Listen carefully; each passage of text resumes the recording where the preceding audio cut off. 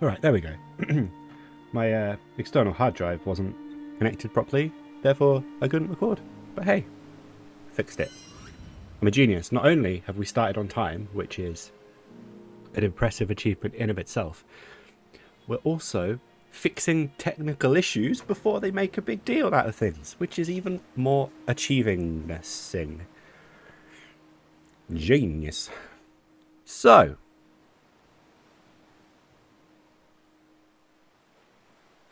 my train of thought completely disappeared then, I apologise. Hey everyone, welcome to Explore the Beyond Scales of Destiny, Season 2, Episode 6, I believe. We have a doozy of a session today. A doozy. I am very excited. And so should you. We get to find out what happened to the party after they let themselves be teleported by Stappen, the mysterious spellcasting wizard guy. So in that case, let's just hit the unmute button and find out what they're talking about. That's the wrong button, so let's not press that one. Let's press this one. Press this one. Oh, you're not talking. That's a shame. Yeah, we kind of went through everything, I think. Nice. Hey, everyone. Hello. Hello. Hello. Hi. Are we excited to find out where Stappen took you? Yeah. Yeah. Looking forward to Excited's the wrong word. I would use horrified. it. Terrified. I don't think you're. I think you're fine here, honestly. Mm. It'll be fine. It'll be fine. Did you decide amongst yourselves who's quickly recapping for us? I believe it was Josh. It's Rob. Yeah. It's Rob. Okay. Well, in that case, I'll give you the best recap ever. So, we'd finally finished building our raft last session, and so we decided to set off towards the island with the world tree. And along the way, we had a bit of an encounter, if you will. It was with an ethereal leviathan or storm, massive entity of leviathan proportions. I suppose it was beyond near comprehension. It kind of whisked us up, and it kind of, the precursor to it was that the storm was getting, or the waves were getting more and more choppy, and that a storm was brewing. And so it turned out that this storm wasn't just a storm; it was this leviathan. And, kind of whisked us up, and we had to kind of figure out how not to drown. And I think it involved a lot of flying last time I recalled. And we kind of tied ourselves, myself and Vic, anyway, to the raft, so we didn't lose it or ourselves. Bryn, I don't know what happened to you. Did you fly? And I flew. I cast flew on myself and on Vic, I think. no, okay. And I think Aqua was the only one that didn't fly and kind of got swept away a bit. But as he can breathe underwater, it wasn't too much of a problem. However, in getting swept away, he found a underwater sort of city, or lost civilization, if you will. It was kind of like Atlantis, and potentially of Alban architecture due to its old nature. And once all that had kind of blown over, we kind of reconvened here on the island with the. Oh wow! There's a bit of something else before that. What's his name again? Stappen, that's it. But for some reason, I can remember his name until I have to actually remember him. Come on, you should remember it out of all of us. Yeah, I know. Formula 1 driver. We got Max Stappen over here. So yeah, Stappen kind of was contacting us, or yeah, he I think he was contacting us to say Was it Stappen that contacted us, or was it actually one of our crew? It was one of our crew that contacted us to say how we were doing, and then we, after a bit of back and forth in terms of getting them updated, Jealousy jealousy. was the member of your party, like the member of your one of your hirelings that contacted you. Oh, okay. Jealousy. Yeah, he contacted us to say how things we all wanted an update on how things were going. He provided that, but then he also updated us with some information to say that they had found my brother, Spard, and that. Wow, you came up with the name so quickly. It's almost like you did know the name. I know. It's been a while. He bonks to the head. And so, upon learning that, Sköld was taken back a bit and kind of figure out what to do, because with everything going on, he hadn't really thought about his family too much, and in some ways had assumed that the worst because he hadn't heard anything. But upon hearing this, he was both happy but also kind of nervous, because to go back and see his brother, but at the same time he has this that he has to attend to first. And then I think once we got to the shore, we had to try and find Aqua, because he washed up somewhere slightly different. And then upon doing that, I think that's when Stappen contacted us, or contacted Bryn more specifically. And then there was a bit of the old to and fro, as usually there is. Bryn trying to accuse Stappen of being up to no good. And Stappen teleported to us, because he's just that damn good. And now he's given us the option of teleporting to where we need to go. And we took him up on that offer. And I think that's where we left off. It is indeed. We left off with Stappen literally clicking his fingers and everybody just being whisked away. Whisked away somewhere. Not entirely sure where. Trusting in this stranger that you've only met a few times. Now, gotta remember how to do this. Can I do this?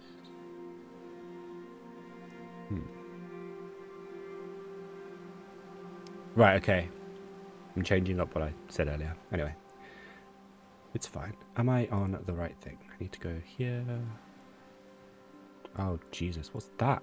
No, don't do that. Uh-oh. Please hold while Forge does something I didn't want it to do. It's a good thing we started on time. I'm a professional. Honest. I'm good at what I do. Right. What is this? Is this something I can delete? Yes. Yeah, right. We're going to go to here. And then I'm going to move. Right. Oh. Okay.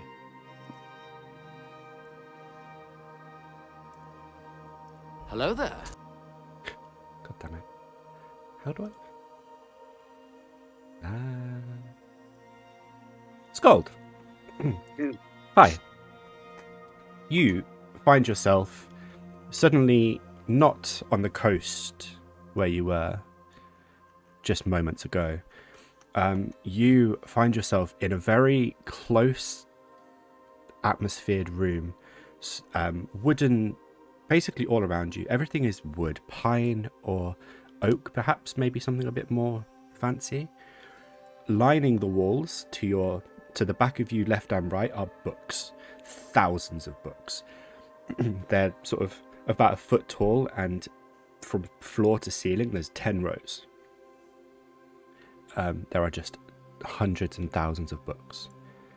In the middle of the room there's a table that is covered in all sorts of detritus, papers and open books sort of laid down at a certain page, with a few chairs, also made of wood, very simple in design, strewn around with a lantern, the only source of light.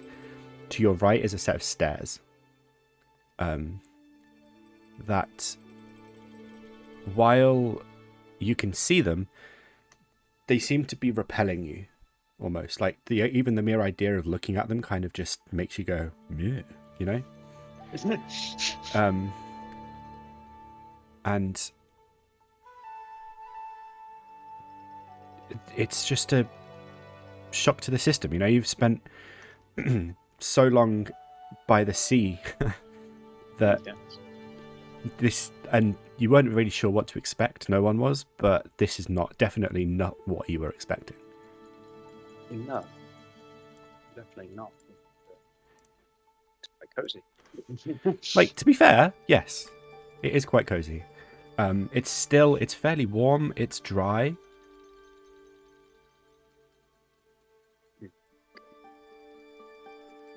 Am I able to investigate what the books are all about? Sure, make an investigation check for me. Okay. Investigation. There you are. Wow, I'm a bit discombobulated apparently. I mean, that's fair. That's totally fair. With a 4, starting basically at the back here, in the back right, you kind of go through every row of books you could reach, which would be up to about 5 or 6. So there are 4 rows above you that you can see but can't reach. Every time you take a book out to open it, there's like a dog-eared page, but there's nothing actually written in the books.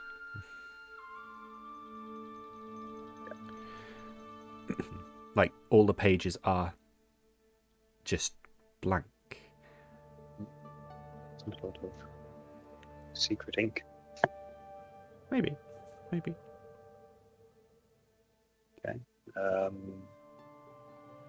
Can I check for magic at all? Well, I suppose that's it.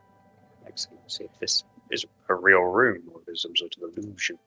Okay, in that case, also roll an Arcana check for me, please. D20 plus whatever that is. Okay, that's a better roll. 13. This room is... It takes a moment for you to dial in your kind of magical sense. Hmm. And with some help from your circlet, there's... This whole room is almost entirely made of magic, if not even just like filled with it. Wow. Not necessarily being well versed in arcane magic yourself, it's difficult to maybe quantify what spell or magic would be prevalent here, but there is definitely a sense of like overwhelmingly of arcane magic kind of encompassing you right now. Yeah. But everything feels real. Everything tastes, smells, feels real. Eating a book. Even the book. Like, everything feels physical and solid in your hand. Suppose in that case, can I look at finding a way out of the room? Okay. Stairs and such. So when you kind of turn to the stairs, again, this kind of sense of, no, not right now. Okay. Trying to move myself. I am going to leave you for a moment and come back.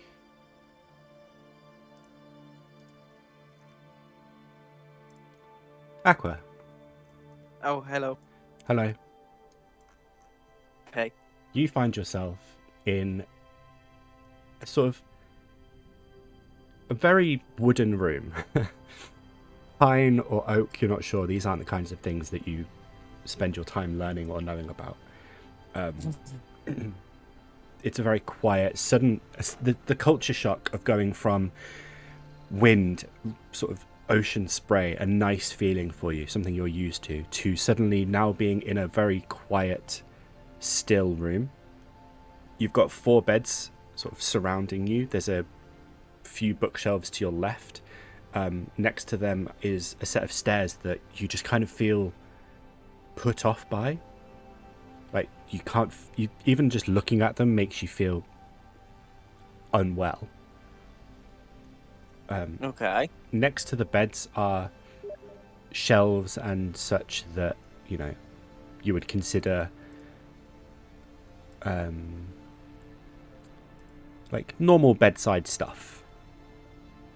And then to your Yeah. right is a set of shelves that have what seem to be personal belongings in them, and sort of portraits and little mini portraits, almost like photo frames. Okay, what are the portraits of? As you turn to look at them, they don't actually seem to be of anything. They just seem to be painted portraits of humanoid shapes, but with no definable features. Lovely. Almost, they look almost like bad AI, like primitive AI that doesn't quite understand how to make a human face. Yeah. Things are in the wrong place, or they're just distorted, or they're slightly melted, that sort of thing. Okay. This whole room is lit by one lantern next to the stairs. There are no windows to speak of. And so the lantern is your only source of light. No.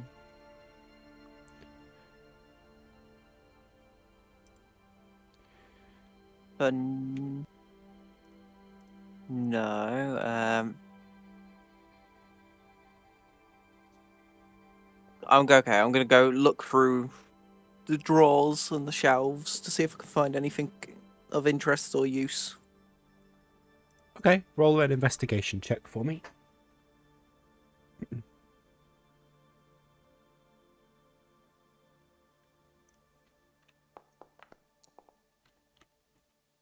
Okay.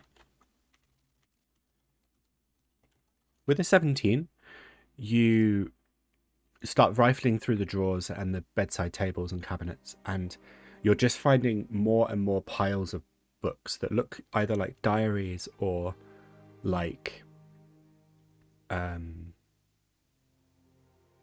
biographies of people.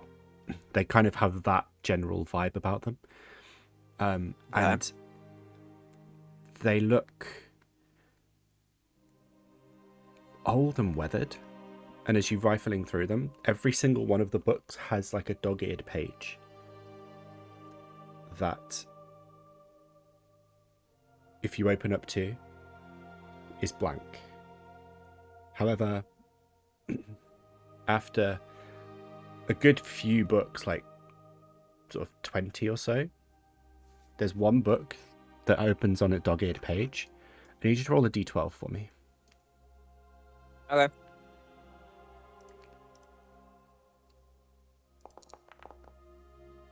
Six. Okay. The page, it starts off blank, like every single one of them, but eventually you start seeing the color change on the sheet, and like a sort of inky bluish black color morphs into words, and the words just say, "What is so fragile? Even speaking its name will break it."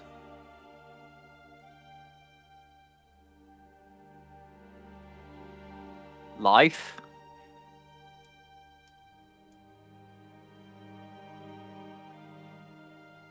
Well, that's all I had. Nothing happens. I will leave you with that. Well, Thanks. Be back soon.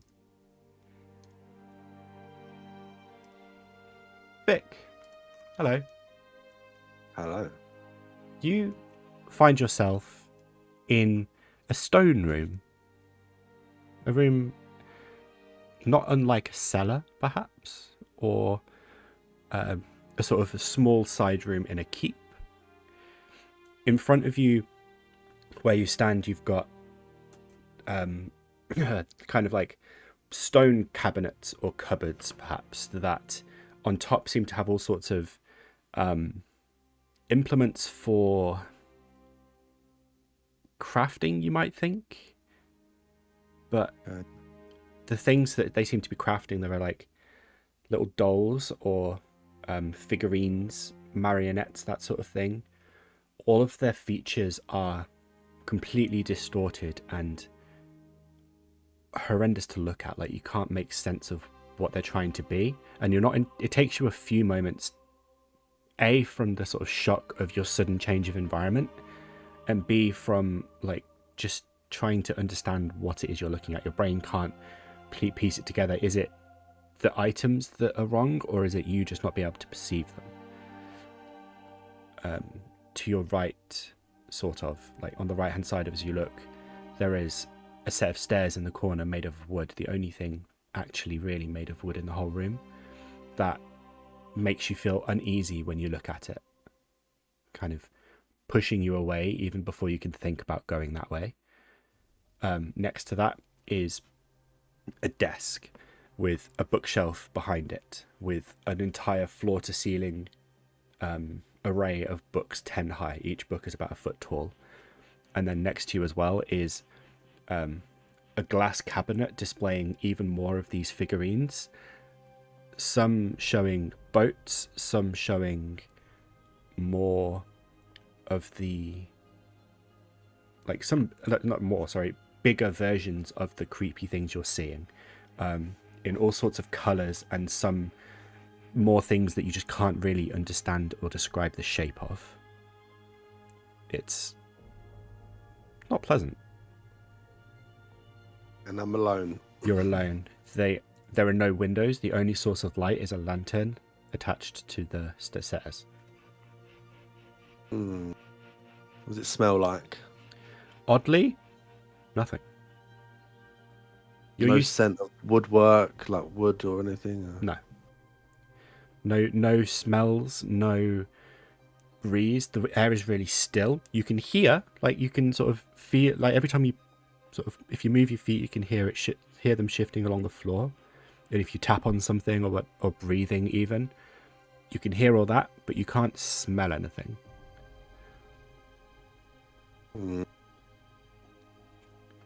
Okay. I might try to take a look at one of the marionettes or maybe the tools. Okay. To have a look to see how... Yeah, it's a bit weird. I can't smell anything. Yeah, let's have a look at them just to see if they're normal. Okay. As you sort of walk over, we'll say, to this middle cabinet here, you look down, and the cabinet's only 5 feet tall. You know, you're towering over it. You can look down and see that actually these things, like, you can reach out and feel them if you want. And they look physical, you know, they're there physically. But whatever is making them look weird is their own design, not you. They just look like somebody's effort to make a human likeness who doesn't actually, is just going off like a vague description, not actually a representation that they can see and copy. Right, so someone may be trying to make what they think a human would be. Yeah. Okay. This is weird. I'm going to try to go towards the stairs. Okay, make a wisdom saving throw for me. Oh.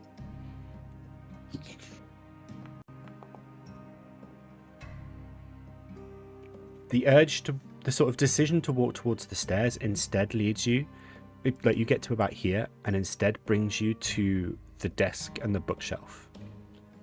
You just suddenly find yourself, instead of wanting to go to, well, not wanting, instead of walking towards the stairs, you find yourself diverting in that direction. It's like literally the stairs are pushing you away. So the bookcase isn't pulling me to it. The stairs are pushing me away. Yes. Okay. But maybe the stairs want me at the bookcase. Is there anything that stands out in the bookcase? Not necessarily. Although every single book that you can see from floor to ceiling in a row of sort of 10, so that would be what, like 100 books, is facing outwards with the page, so you can see all the pages, and there's one page in every single book that is dog-eared. I'm gonna grab a random one. Okay. In that case, roll a d100 for me. Dear. This has no real consequence, it's just you can reach them all, so why not? Oh, 25. okay. I thought it was a wild magic thing. No, you're fine. So halfway along on the second row from the floor, you just pull a book out. The binding, as you pull it out, is a very deep purple, bordering almost on black, and it's very old. You can tell just from looking at the sort of leather-bound binding that this is hundreds, if not maybe 1,000 years old. But there's no inscription on the book itself or any form of embellishment. Okay. Do I pick up any magical sense from anywhere? And I'm not strictly a caster, but Roll an Arcana check anyway for me, but add your proficiency from your runic knowledge. okay. So +4.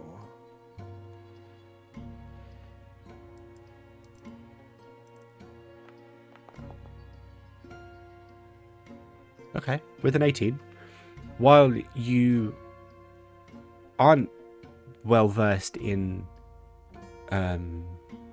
arcane magic or divine magic or primal magic, your knowledge of runes gives you a basic and very vague understanding of them, and also allows you to feel magic. And you can feel magic all around you in here. Whether that be just from the items that are placed around here, or if it's from the room itself, you're not sure.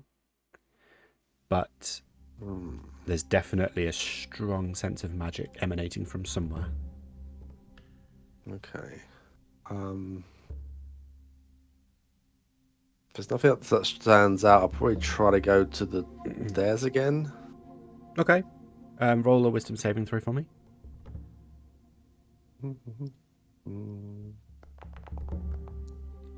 Okay, with a 17, you actually make it to the bottom of the stairs. Stop moving. And you're still feeling that repulsion.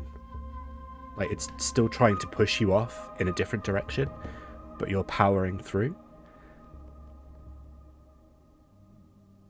Are you going to try and step up, or are you going to stop? Okay, so stairs up, not down. The stairs go upwards, yes. Okay, it makes sense. Yeah. Okay. Yeah, I'm gonna keep going up. But I'm wondering, I'm gonna hold on to the side, but just walk up with my eyes closed and see if it makes a difference. Okay. As you grab hold of the rail and take the first step up, and then the second step, you take 9 points of psychic damage, even with your eyes closed. And like, these stairs are a bit longer than being represented here. You know, it's probably 15 feet from bottom to top, and then it turns back on itself to go up again. So at this point, you're about halfway up the first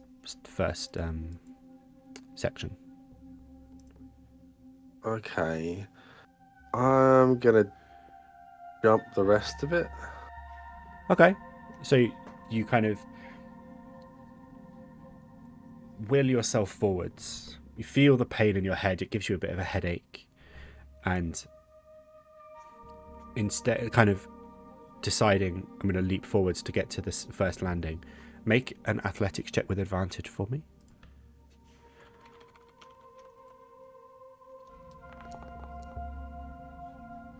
Okay, 27. Yeah, you make it easily. You literally just barely even have to pull yourself forwards with the railing. And you make it to the first landing. You take 12 points of psychic damage as your feet make contact with that first landing.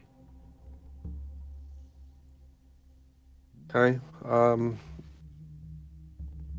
So would I be wise in thinking every time I touch a step that I'm taking damage, would it feel, or It does feel Just- like every time your feet make contact with the stairs, not necessarily the railing, because you'll have had to have used yourself to sort of propel yourself forwards with your hands.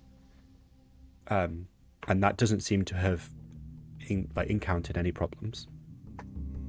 okay? Well, I'll go for another big jump then. I guess for the last, try to clear the the last stairs. up. Okay. Using the same athletics check, we'll say you kind of came to that conclusion after the first step or during the leap. You step down on the landing and turn and sort of leap off again, making it to the top of the stairs in one fell swoop. And as you make contact with the top step, or the last step,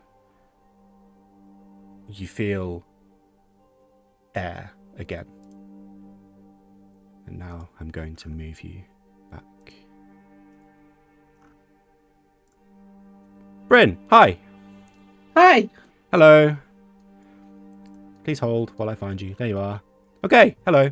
You find yourself in a library-like room, made entirely of stone, almost like it's some kind of underground library in a castle or keep, or just someone's hidden away repository of knowledge, perhaps. Okay. Every single wall is just coated in books. There are 2 shelves that kind of are misaligned to each other but go completely in a straight line through the middle of the room. There is 1 lantern from the ceiling emitting light, and it's lighting up the entire room with no shadows. From where you are currently, you can't see it, but the set of stairs in the top left corner are basically emitting a kind of repulsion. Even thinking about moving towards them makes you feel unsettled and nervous. What again? What does set off the repulsion? The stairs in the corner. The stairs. Gotcha. All right. All right. Then I won't move towards the stairs, and I'll have a look at what sort of books are on the shelves and around me. Can I make out any titles, or can I make out any language that the books are written in? Roll an investigation check for me.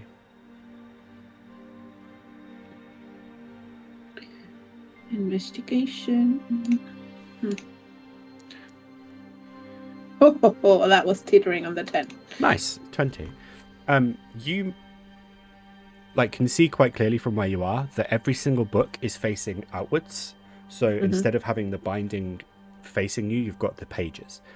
And even from where you're stood, just a quick glance around, there are probably tens of thousands of books in this room, and every single one is facing out with a dog-eared page inside it. All sorts of different coloured leathered bindings or various other materials that you can't really make out, but you can tell they're different, with multitudes of colour. There's the entire spectrum of colour is catered to in this room. But the thing that stands out to you immediately from 20 investigation is that all of them are facing outwards with a dog-eared page, and all of them look old. But you can't see, specifically as well, you also can't see any branding or names or anything like that. Okay. I'll try and find a plain looking book if I even can make out what the spine looks. I know I can't see the spine, but maybe I can see a little bit of the, what is it called, the envelope of the book, and just find one that looks plain and see if I can open it and see what's on the dog-eared, dog-marked page. Okay. So you're just pulling out one random book, right? Sorry. Yeah. But random, but also not random. In my head, in Bryn's head, it makes sense to look for one that looks kind of special, and maybe a little bit out of place. But if there isn't one, then she's just gonna pull out one random, or one that she assumes just fits that bill. Sure. There's no one that looks specifically out of place because technically they all do. Mm-hmm. But there's one that's slightly more grandiose in look. That's literally like gold specks in the leather binding, and they seem to shimmer a little bit more than normal. Mm-hmm. Same size as all the others. They're literally like a foot tall and maybe about an inch thick. Okay. And you just pull it out, open it to the dog-eared page, and it's blank. Make an investigation check again for me, please. I think it's investigation. Wait. Yes, investigation. Wait. 1 second.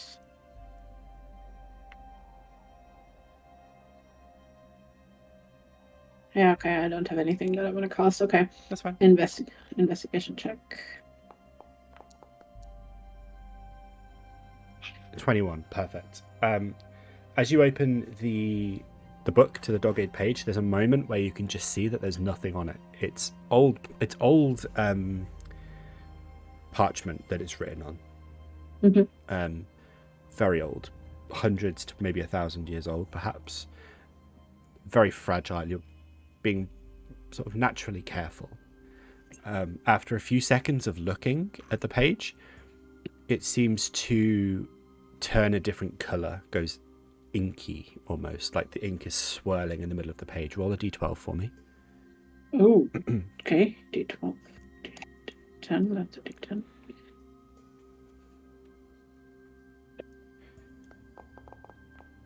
Three, nice. On that page, as it sort of forms into something coherent, words appear in very tightly written, spiky script. Okay. That just says, "What is something that dawns on you even when it shouldn't?"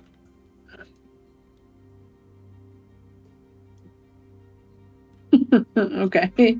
I ignore it as I'm not very good with riddles, and I look around to see if there's anything else in the room. Okay. There isn't really, to be honest. This is literally just a room full of books. Okay. No other doorway, no other stairs besides the stairs that I can see or not see and not move towards. Yeah, I mean, as you're walking around, you can see the stairs, and they kind of are visible in your periphery, but it's almost like they're telling you not to look at them. Okay. But there's nothing else you can see. Okay. It is just a room of books. I will leave you for a few minutes and be back. Okay. All right. Sköld, welcome back. Ah. Hello. Do that. You've had a few minutes. Any plans? Any ideas? I realized the game was still paused. That's why you couldn't move. Oh, right, I see. Am I able to communicate with anybody using our telepathic means? After focusing for a few moments, sending out like just probing quick messages, you don't feel or hear any response. Okay. In that case, have a bit more of a look around the room. Let's have a look, see what's on the table. Okay. On the table, like I said, there is just sort of. It looks like this would have been or is a room to discuss important things. You can see the telltale signs of missives that have been sent through, and you kind of put this idea together in your head, but when you inspect them closer, the writing that you thought you could see is just scribbles. And you can see maps that would appear to be either trade routes or military baggage trains, that sort of thing, for quick routes to places. Once you look at them closer, the colours just blend in, and it just turns into something that doesn't really quantify even a map, let alone something that makes sense. I'm in a dream. That would be a fairly reasonable assumption, yes.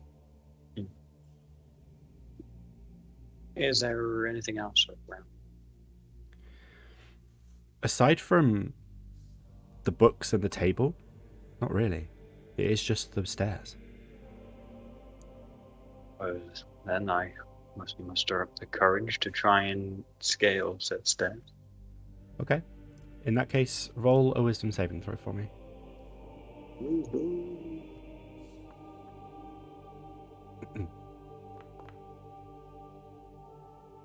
25. You make it to the bottom of the stairs. Come on. Like you actually, it's a force of will. Like you do have to continue forcing yourself forwards, and even making it to the bottom of the stairs and looking up to the sort of first landing. It's one of those ones that turns back on itself, as you can kind of see on the map. It's a 15-foot from bottom to first landing, and then you'd assume same on the way up as well.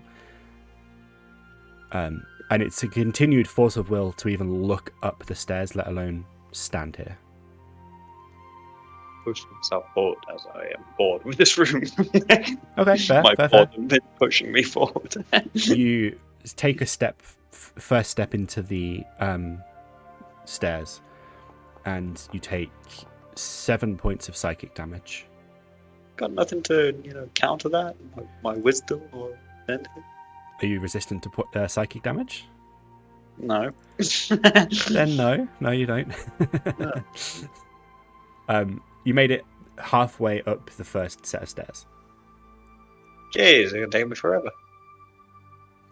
If you continue to climb the stairs, then logic and potential wisdom would dictate that you continue to take the damage, unless you can find another way to get up or out another way.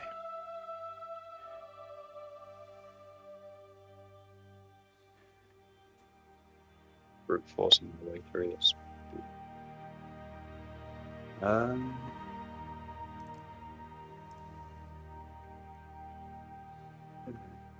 Hold the phone. Okay, I do have a 6th level spell, but it's just like that would be that's over at the top. just use a 6th level spell, it'll be fine. No worries. It's not like it's important or anything.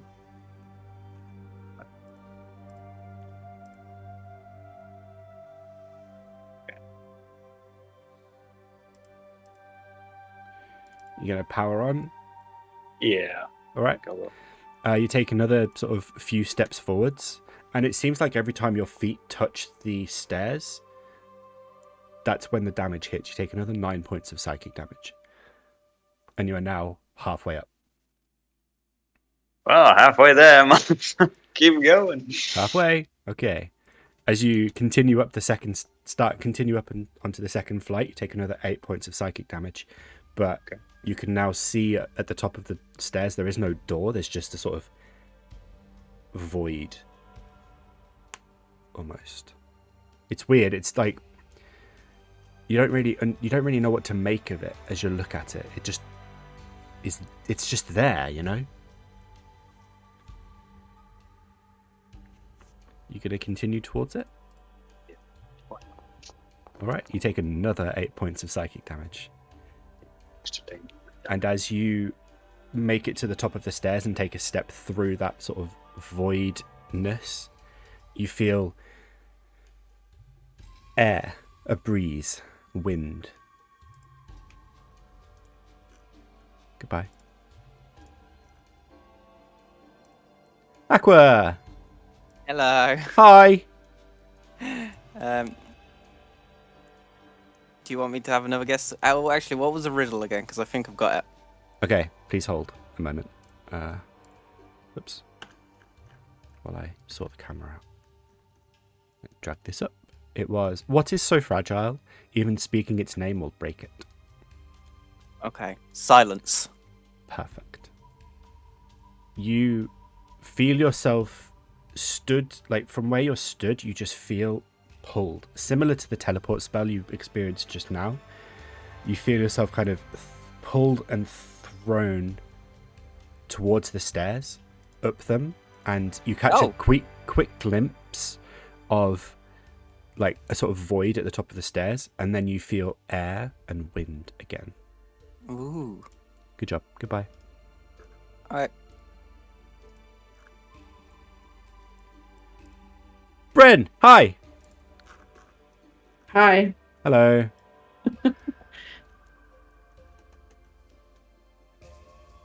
Yes, I'm listening. You're listening? Mm-hmm. Good. Didn't you have a riddle to solve? Yeah, I have no idea. And I am too proud to Google. My answer is the sun. I mean, honestly, I respect it.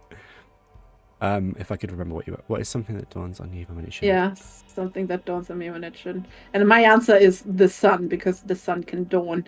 But that's all I have, and I didn't want to Google. Okay. The stubbornness of dwarves is kind of coursing through you right now. And as you resolve to stick with your first answer, you feel yourself just speak the obvious.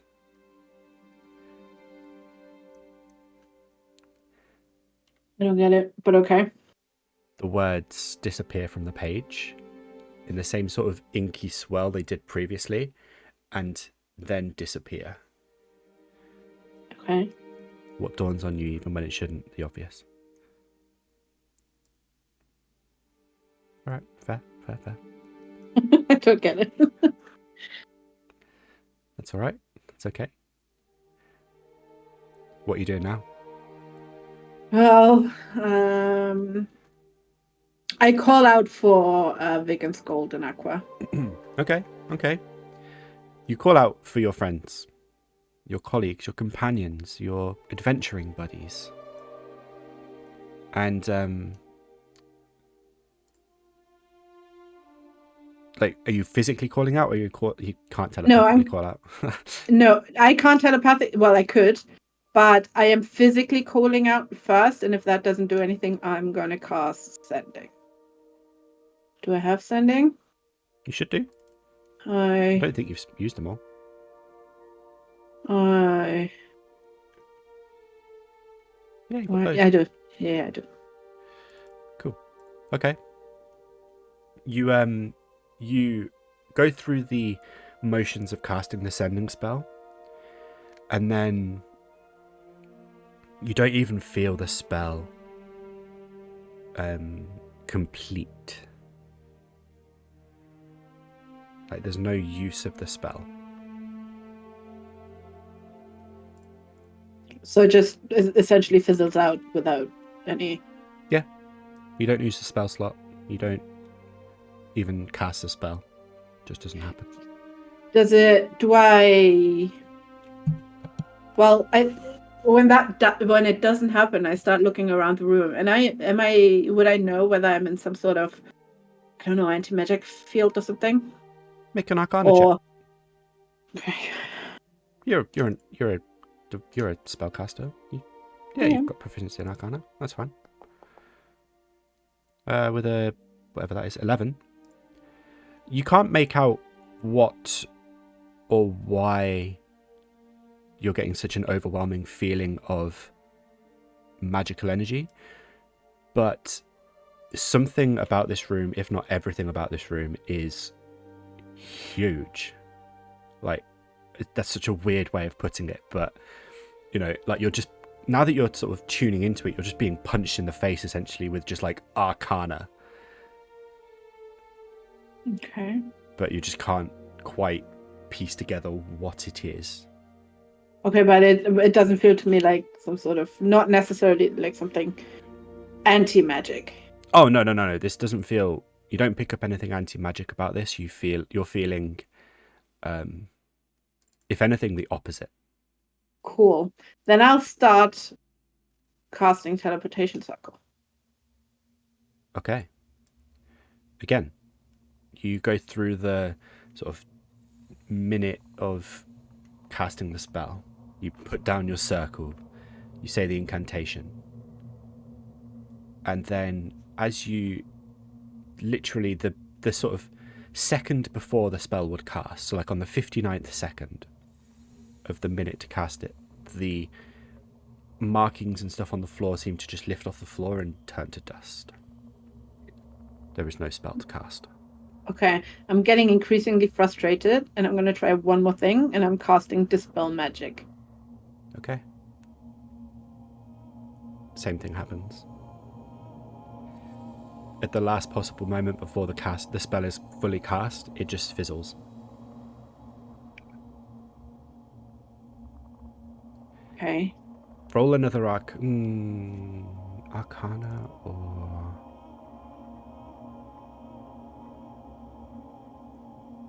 Roll another Arcana check for me. Okay. We'll call it Arcana.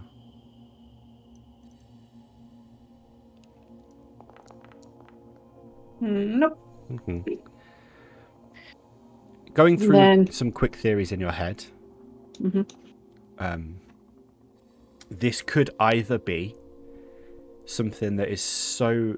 Like, there's so much magic happening at the moment, like, surrounding you, that you physically can't push through with your own. Not through power, but just through nowhere for it to go, you know? Or, even though there's no sort of dispelling magic occurring, like, there's just no way to cast the spells. I don't think I don't think I explained that very well, but do you get the idea? Like, Yeah.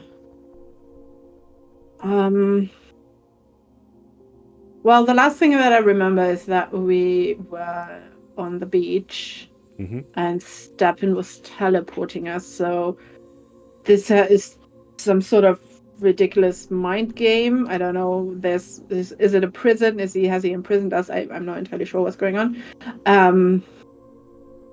I can't cast spells. I assume the same goes for cantrips. One last thing, I'm going to try and message Stappen, or just in my head, whether it's actually casting the message spell or just reaching out to him, knowing that he's the last magic user that is probably responsible for this. I'll just try and reach out to Stappen. Okay. What are you going to say? Where are we? What is this place? Why are we here? Or why am I here? I don't know where the others are. Okay. Are you still holding the book, or did you put it back? You'll have put it back because you've cast some spells. Yeah. I would have dropped it on the floor, actually. I wouldn't have carefully put it back. While, again, you send a message through cantrip message, yeah? Yeah, message, yeah. It still doesn't go through. Make a perception check.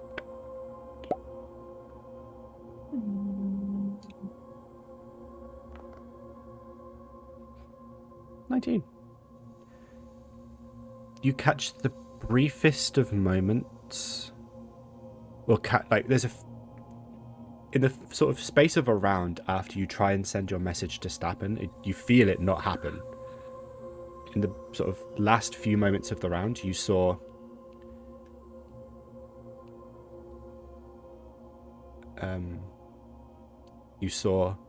from the corner of your eye from the book that's now still open on the dog-eared page, oops, just flitter off.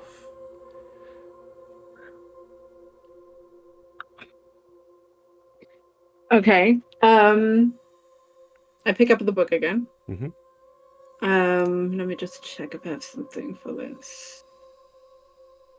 I still have all of Aqua stuff. Oh, hi, book. No, that's not what I wanted. I wanted to see if I have a pen or something, but I don't. You probably would. Like, all right, in amongst there. Yeah, like not a pen, but what are they called? The feathers that you can write with. A quill. A quill. I assume I have one, and I'll take it out, and I write into the book. Where am I? Roll a charisma check for me.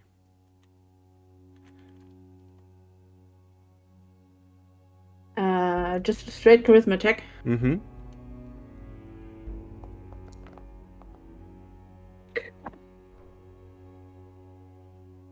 The sort of arcane writing equivalent of the shrug emoji appears.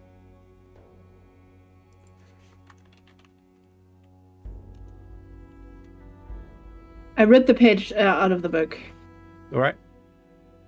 As you rip the page out of the book literally just goes.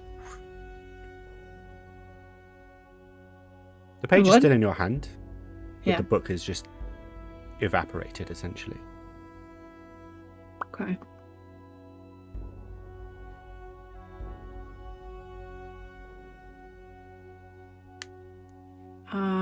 No other way out than the stairs. I'll throw the page. I scrunch the page and then I throw it at the stairs. Okay, you turn and throw the page away as in its scrunched up ball, and as you do, it leaves your hand, gets about a foot away, and then just turns into, like, evaporates along with the rest of the book. And as you look at look at the stairs, you're immediately just kind of like, oh no.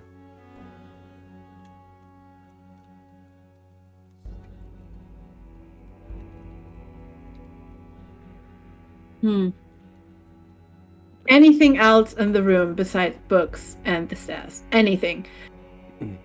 Dust, even just any sort of sign of magical energy, any sort of painting with Any- cutout of- there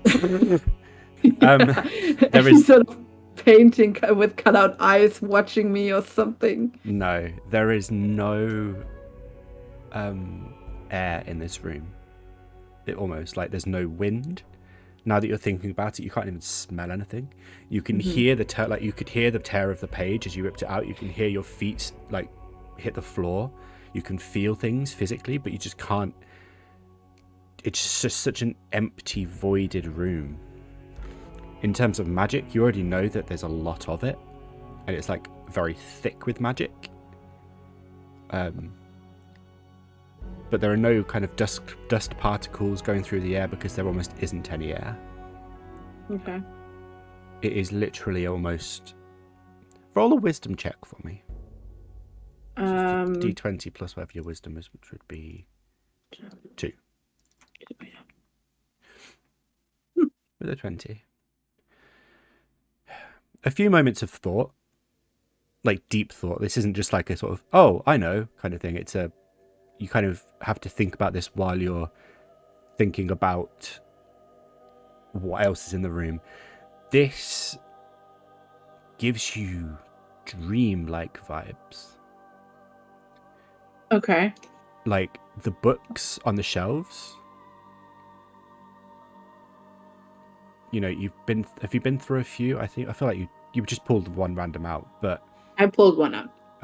you know, the fact that there was nothing in it except like the thing that you kind of were drawn to. It's almost like what happens in dreams, right? Where you just kind of fill in the details because, like, of course there's detail around you. But when you actually start looking and paying attention, like there's no taste. You can't taste anything. You can't feel wind. Okay. But you can hear things because your brain's telling you that, of course, you're making sound as you tear a page out, as you take steps. But As I get aware of this, can I sort of will myself to do something? You know, as I've not been much of a lucid dreamer, but when you become aware of being in a dream, and then anything that you don't get to do, you try to will yourself to do it. Can I try and do that and walk towards the stairs? you can make a wisdom saving throw for it, but with advantage because you've worked something out, essentially. Nice. Okay, with a 20, you make your way to the bottom of the stairs. All You're right. still feeling that urge to push away. That urge that, no, that's not where you should be. This isn't Okay. what you should be doing. but Alright. you've made it to the stairs, and you take. Are you taking a step? Are you gonna like walk up the stairs? No, No. I'm not. I'm not. Not because you were about to give me damage, but because if I'm in a dream, Mhm. I'm going to cling to something familiar. I'm going to cling to something familiar and trying to push through whatever, like trying to will myself to lose a dream, but still, cling to something that I know and that I can do. So I start playing my flute Okay. while I do that, and then I take a step. Okay. Roll a performance check for me. Oh no!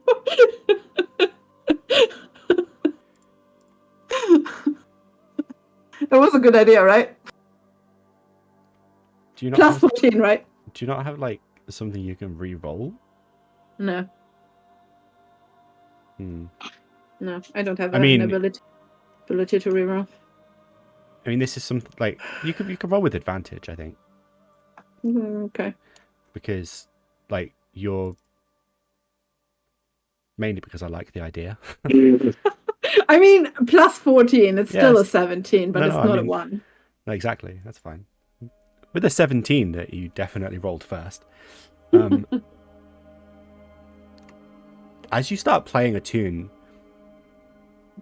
you think of the like one of your favorite songs that you've heard. You heard a troupe of traveling performers perform once, and even though none of them were flautists that played Playing the flutes, flute. even though none of them were playing the flute,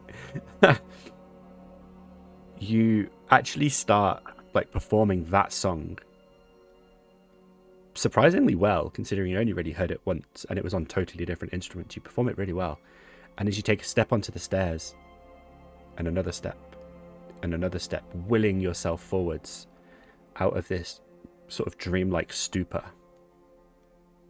you get to the middle of the middle of the steps, turn, and you can see just a void at the top of the stairs.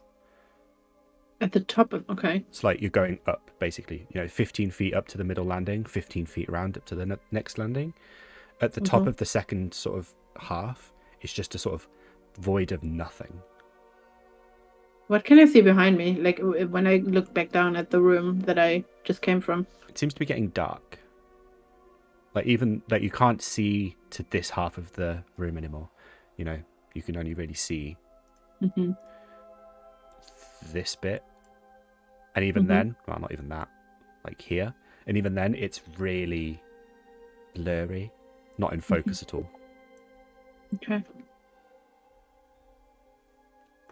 Okay. I keep playing and I keep walking because there's no other way than up for me. Okay. You make it to the top of the steps. And now, of course, in typical me fashion, the next map isn't on the list that I want. Which one is it? Oh, shit. Okay, is it this one? Nope. Is it this one? Nope. Oh my god. That one. Yes, right. Cool. Okay. Be back. Right. Let's quickly do this. Mild intermission, everyone. While I put them on the map because I forgot. There's always something I forget. And then... Hello Hello again. there. Hello again, team. Hello. Hello. You Hello. all find yourselves suddenly out in the middle of nowhere. No hint of where you came from, but behind you on this sort of wooden sort of semicircle platform with a telescope pointing off into the distance and a stool next to it with a table and a half-consumed wooden goblet of some liquid.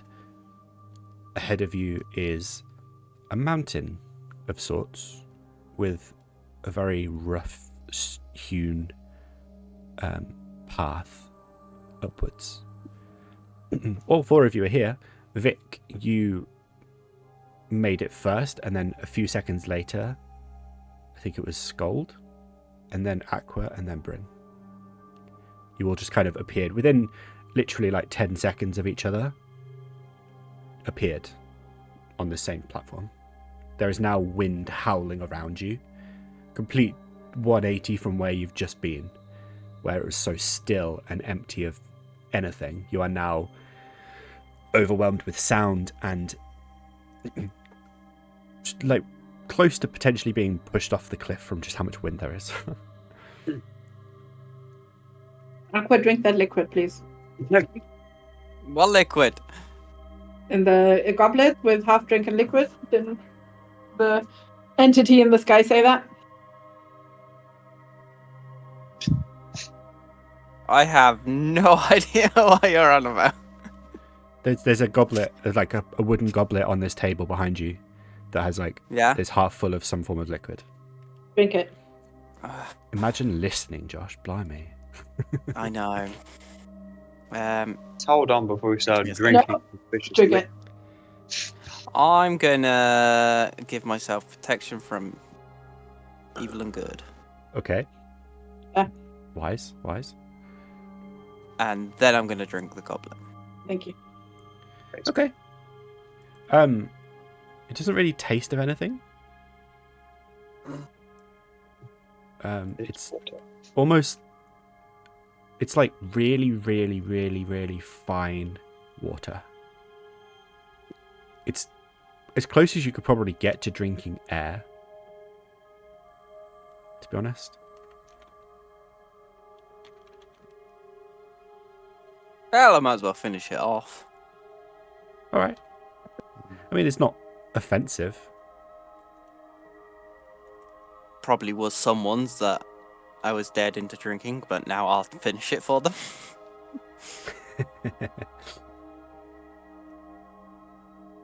Yes. So, Okay. where are we? Does Aqua look different anyhow? No. Looks the same.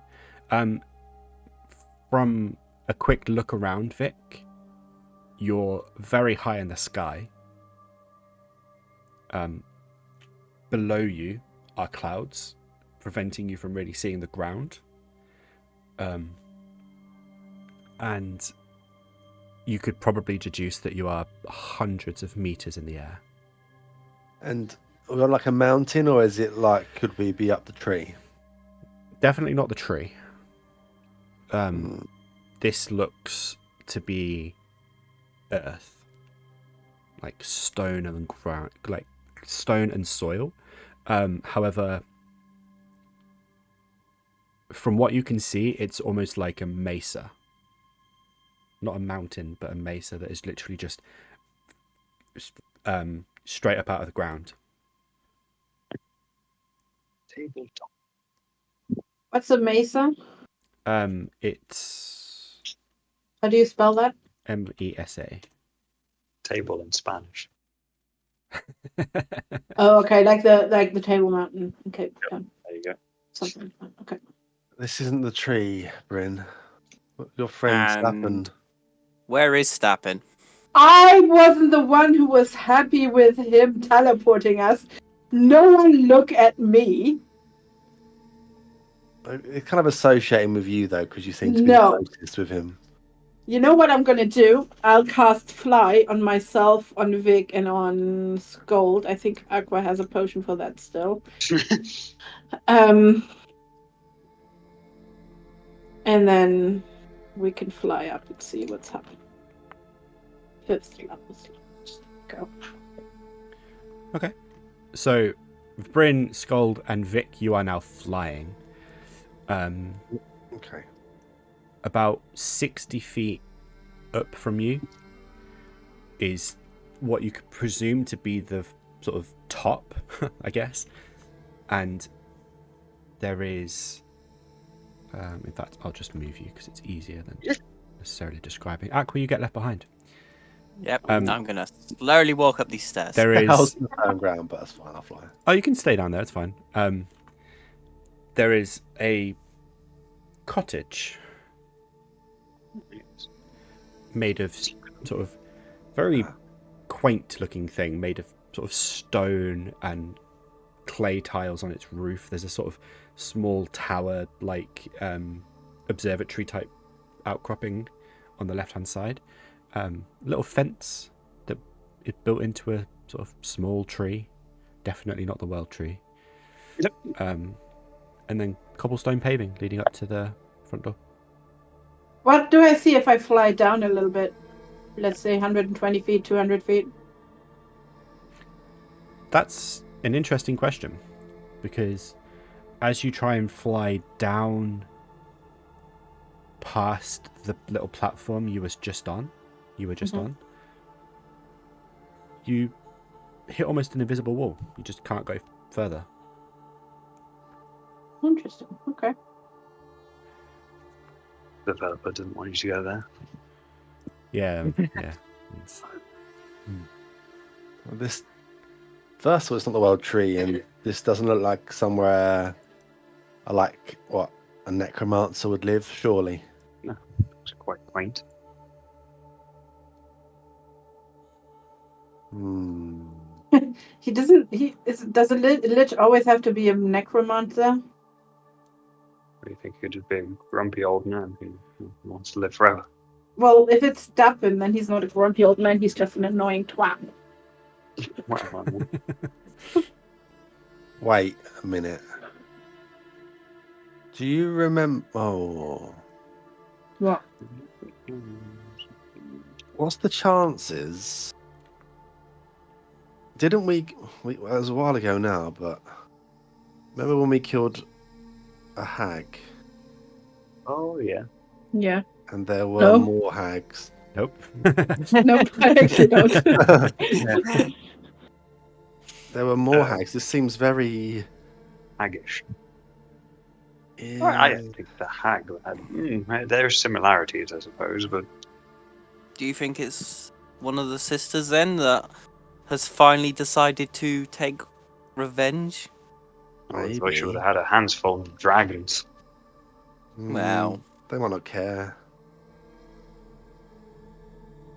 Potentially. I mean, And- by a world tree as well. I mean, there's a lot of power here. Maybe.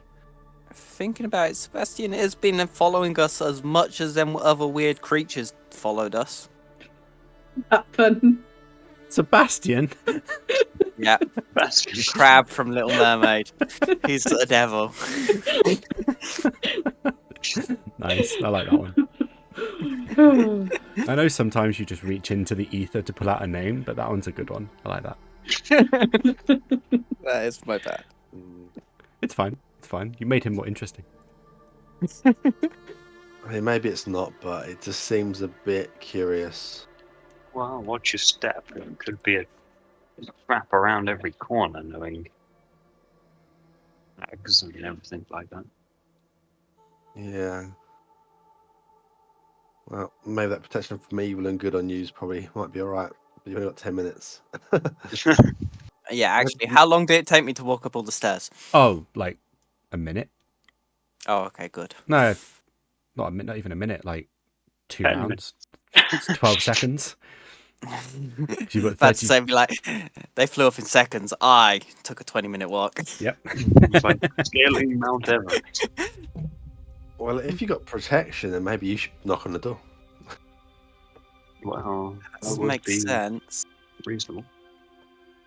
I never have good track records with knocking on doors. Don't stab them. Well, Stab yeah. them. Hello. Deputy check for knocking on the door. Is this like? Yeah, so it goes up here. The door will be up here. Okay, yeah. All right. I'll go up and knock. You knock on the door, and it makes the sound you would expect knuckles knocking on a wooden door would to make. Good stuff. And a couple of seconds pass, and the door just opens by itself. Okay. I kind of just lean my head in a bit shout hello. Is anyone there? We're a bit lost. Nothing. However, when you poke your head into the door and your head ever so slightly breaks the threshold, the environment you can see changes entirely. You go from seeing the inside of a small cottage to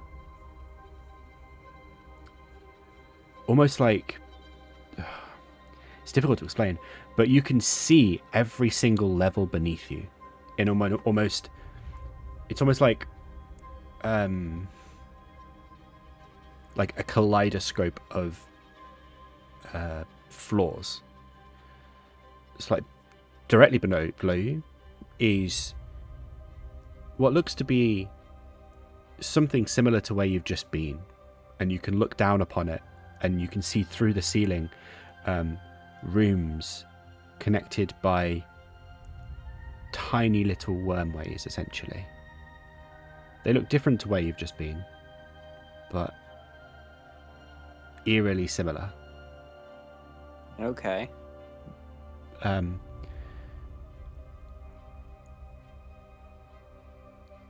And below that, there is a room that glint with gold, gems, various items, just a huge, ornate kind of cathedral-esque room.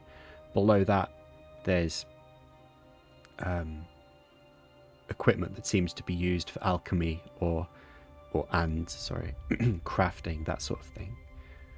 Beneath that, another room that just seems to be a sort of general use sort of thing, like living quarters almost. And then beneath that is a very open plan entrance to a temple, perhaps. Okay. So bizarre that you can literally see through these levels while also seeing them.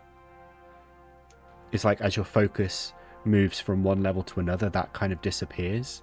Like all the levels above it disappear and go transparent, and the next one becomes visible. Yeah, I'm gonna take my head back out. Turn around. Okay. Guys, it's trippy in there. You can see all floors. Do we want to go in? You go first. Well, I don't know if they're solid. You can just see, like, Well, we can fly. forever down. Well, 3 of us can fly. Oh yeah, you guys go check. I did the hard part. I knocked. No one answer? No, seemed to be empty. Didn't even get an echo. Hmm. I mean, I can go in, but Go on. Do it. Subtle enough. Okay. Vic, as you enter the room, through the door, you get the same experience. You see all of the levels beneath you in that kaleidoscopic effect. But what you find yourself in is actually a lot more concerning, perhaps. You find yourself in a room that's just full of color and pillars of light that are literally protrude from the walls. Oh, wow. And descend in a spiral downwards. The walls around you are kind of reflecting this color, but after a few moments of inspection, even like right next to you, they're everywhere. You can see the hollowed out, husk-like appearance of people, beings. Just kind of placed like ornaments into alcoves in the wall.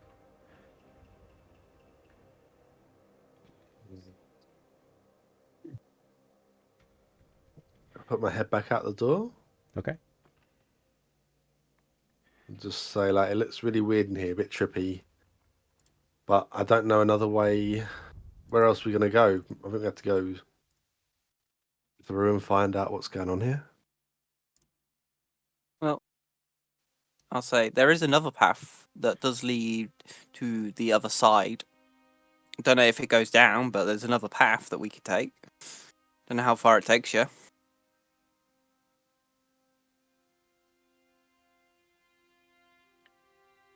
I'll come out for now then if I can. Okay. You leave, and I just need to find the right one. I think it's this one. Yes. Okay. You re-emerge back onto Okay. the windy kind of plateau you're on. And you can see the path that Aqua was describing. And we can try another way first. That looked very bizarre What in did there. you see? Because mine was trippy as well. Well, I can see loads of different levels, lots of different colour, loads of stuff for things, or I don't know what's stored in things around the walls. That is weird. So I it's a feel, bit illusionary. yeah, You say? that or we got two different things. Broom, why don't you try messaging Stappen? Nah, nah. Instead, I would like to fly up higher above the roof Okay. and see what I see on the other side. You fly up onto sort of over the roof, and Mhm. beyond the roof or beyond the building, you can just see flat grassland spreading out for however far you can see in the fog Okay. or clouds, I guess. Is this pumpkin or this vegetable patch actually here? It would appear so. Okay, I'm going there and Okay. I'll pick a carrot. Okay. You sit down, like you kind of crouch down, reach to pull a carrot from the ground, and you can feel the leaves, the carrot leaves in your hands, and as you tug, you feel it kind of resisting, and it comes free, and all you've actually got is just the stem that seemed to have extended maybe 3 or 4 centimeters into the ground and then stopped. This all feels very illusionary, doesn't it? Like there's just some sort of layer put on top of something to pretend there's something here. Like he couldn't even bother to make the carrots real. And we think This- it is Stappen, yeah. He was the last one who teleported us. There's stables here. Is there any sort of animal around that I can hear or see? No. Looks like there should be. You can see telltale signs of it being a horse stable. Okay. And you can see that there's a sort of a hay bale that is half used. The water is half empty. The straw embedding in the shed and stable itself is definitely used, but there's no signs of an actual horse or anybody to maintain or clean it. I wonder if Okay. you guys dispel like a whole illusion. Well, I can try. I'm not sure if I'm strong enough to do that, but I can try. Yeah, same. I don't know how big this magic is. It seems powerful. I want to try, before we do that, I want to try one thing, just for fun. For fun. That's what we're here for. I totally didn't Google this, but I'm casting Vicious Mockery at nothing in particular. But Okay. actually, like, in my mind, I'm targeting Stappen, but obviously I can't see him or anything. But that's what I'm imagining I'm targeting, and I'm saying, "Hey, I just need to ask you what you need us to put on your headstone, sir." I mean, it does say a creature you can see. Yeah, I know. Suppose seeing mind's eye is another way of seeing. Yeah, I'm. It's a cantrip. I'm not wasting any sort of spell slots for it. I just want to, get his attention. Essentially, that's what I'm trying to do. Okay. Okay. You don't feel or hear any response. You don't feel any success or failure. Okay. Almost like the spell cantrip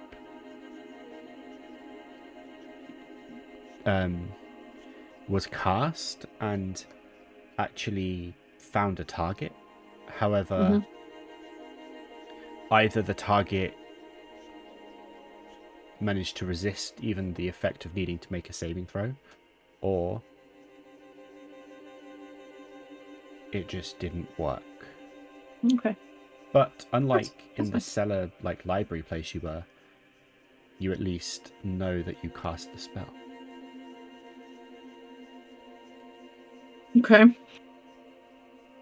Do I think I could teleport us out of here if I wanted to?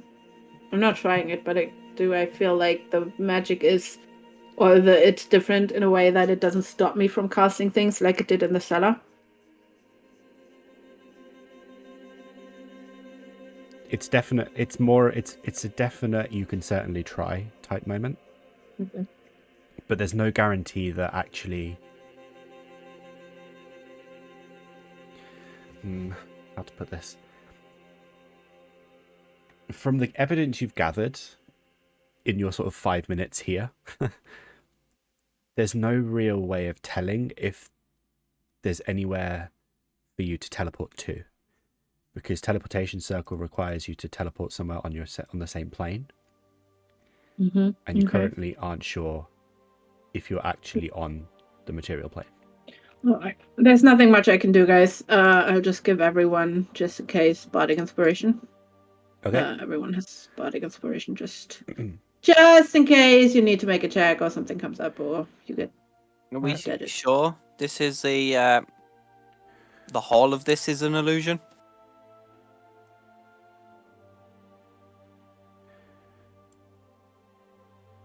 I don't know. Silence means no, I think. Sorry, I was changing fair. my. No, my it's fine. bardic I think it still works. It does.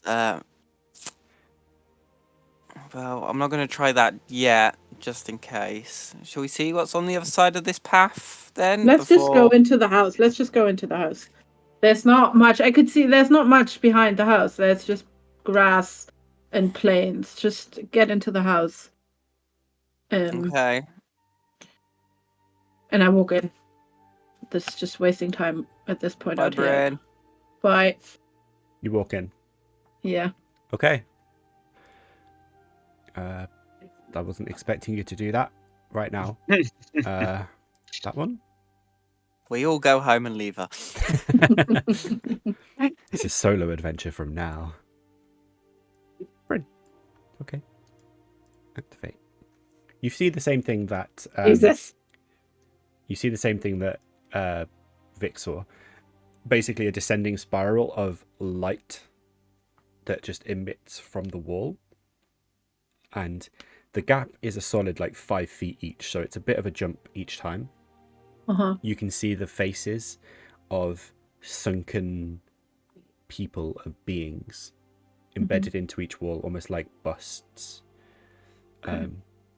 And also in the corners of the room that don't have the stairs all the way down are like gargoyles almost. Okay. That kind of keep watch, essentially. How long have we been here? You're coming up to about 8 minutes. Okay, I'll jump. All right. You jump. I still have fly up. Whee! Yep. Are you flying out, or are you just jumping and descending?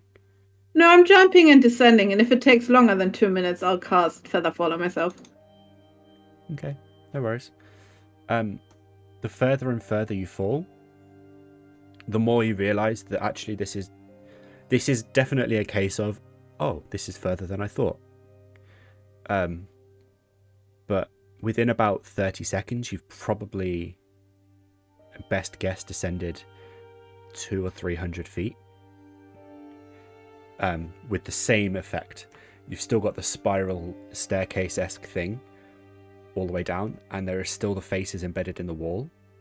And at each kind of corner that doesn't have the staircase in, there's a gargoyle kind of watching down. Nothing happens as you descend. And as you get to as you can see the bottom get closer to you,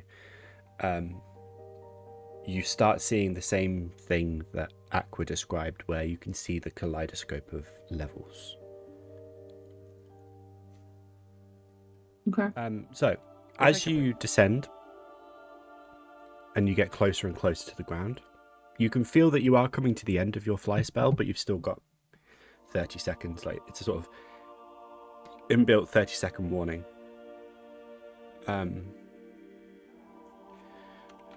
However, the kaleidoscope effect of levels that you see below you makes it very uncertain onto whether you're going to actually land on anything. Okay. So I could just be falling. You could just keep falling, yeah. I'll do that. Although eventually you do land on a surface. It seems to be almost like a glass floor or ceiling.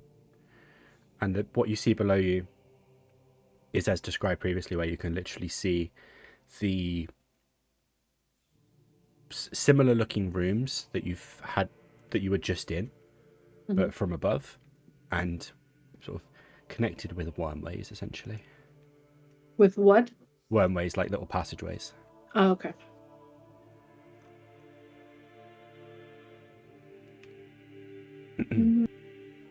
I'll shout. I'll shout up. I wanted to say I'll message, but my message spell is only 120 feet, and I will definitely have fallen more than that. I'll shout up and see if they can hear me. Maybe they won't. It's safe. Just jump. Your message, like your shout, echoes upwards, and it does actually make it to the 3 remaining members of the party at the top. Very faint and kind of a bit unsettling, but you do hear it. Well, Guess we can try. yeah. Isn't you there first. stairs all the way around though? There are, yes. Yeah, Oh. maybe better than that, like that, because my spell would have faded by now. If it Mhm. fades on me, it fades on you guys as well. Yep. Yeah, I'm gonna take the stairs around. Okay. Lame. I ditto on that one. I think that seems like the more reason. Lame. Jump, cowards. Cowards. Cowards. Jump, you won't. As they're doing the stairs, I'm going to look at one of my polymorph scrolls I was given. And going to use it and hope that I can turn into a creature that can fly. I don't know what creatures I can turn into. A But bee. Josh doesn't like bees. no. Bees are cool. Wasps are assholes. Oh, that's true. You can turn into an eagle, or like a raven, or an owl, or Oh, I'm a parrot. I'll just be a parrot. a ladybird. A parrot. Cool. Okay. Yeah. So while Sköld and Vic start descending down on the stairs, Aqua just kind of starts reading off a scroll, and then just turns into a parrot. A blue parrot. With an eye patch. Wait, you can't read though, can you? Josh, you can't read, you fool. You I can't, know. you can't use a scroll if you can't read. Not to I'm ruin your fun. dyslexic. I'm dyslexic. I can sort of read. That's why I said. No. question. It's always been canon that Aqua can't read. If you'd have said dyslexia, then that's absolutely fine. But no. I wanted to see what would happen, actually. This campaign has been going for 18 months, like nearly 2 years. You can't suddenly decide that you can read. Fooled by my own facade. Uh-huh. Yep. You can't polymorph scroll. Sorry. Bryn cruelly gave you something that you can't use. Start teaching you. Yeah, we could. I won't, but someone might. I won't either. That looks like it's me then. Yeah, you guys are already walking down the stairs. I'm just trying to read the scroll. I mean, this is more trippy than I thought it was. Leave you there while we're just walking. Yeah. It's quite difficult for Sköld, just because of the distance between the sort of bars of light. Alright, here we go. Back But at it I mean, again. it's not like impossible. You can do it. It's just you're a bit slower. Being a bit cautious. As you get to, about here, we'll say this is about.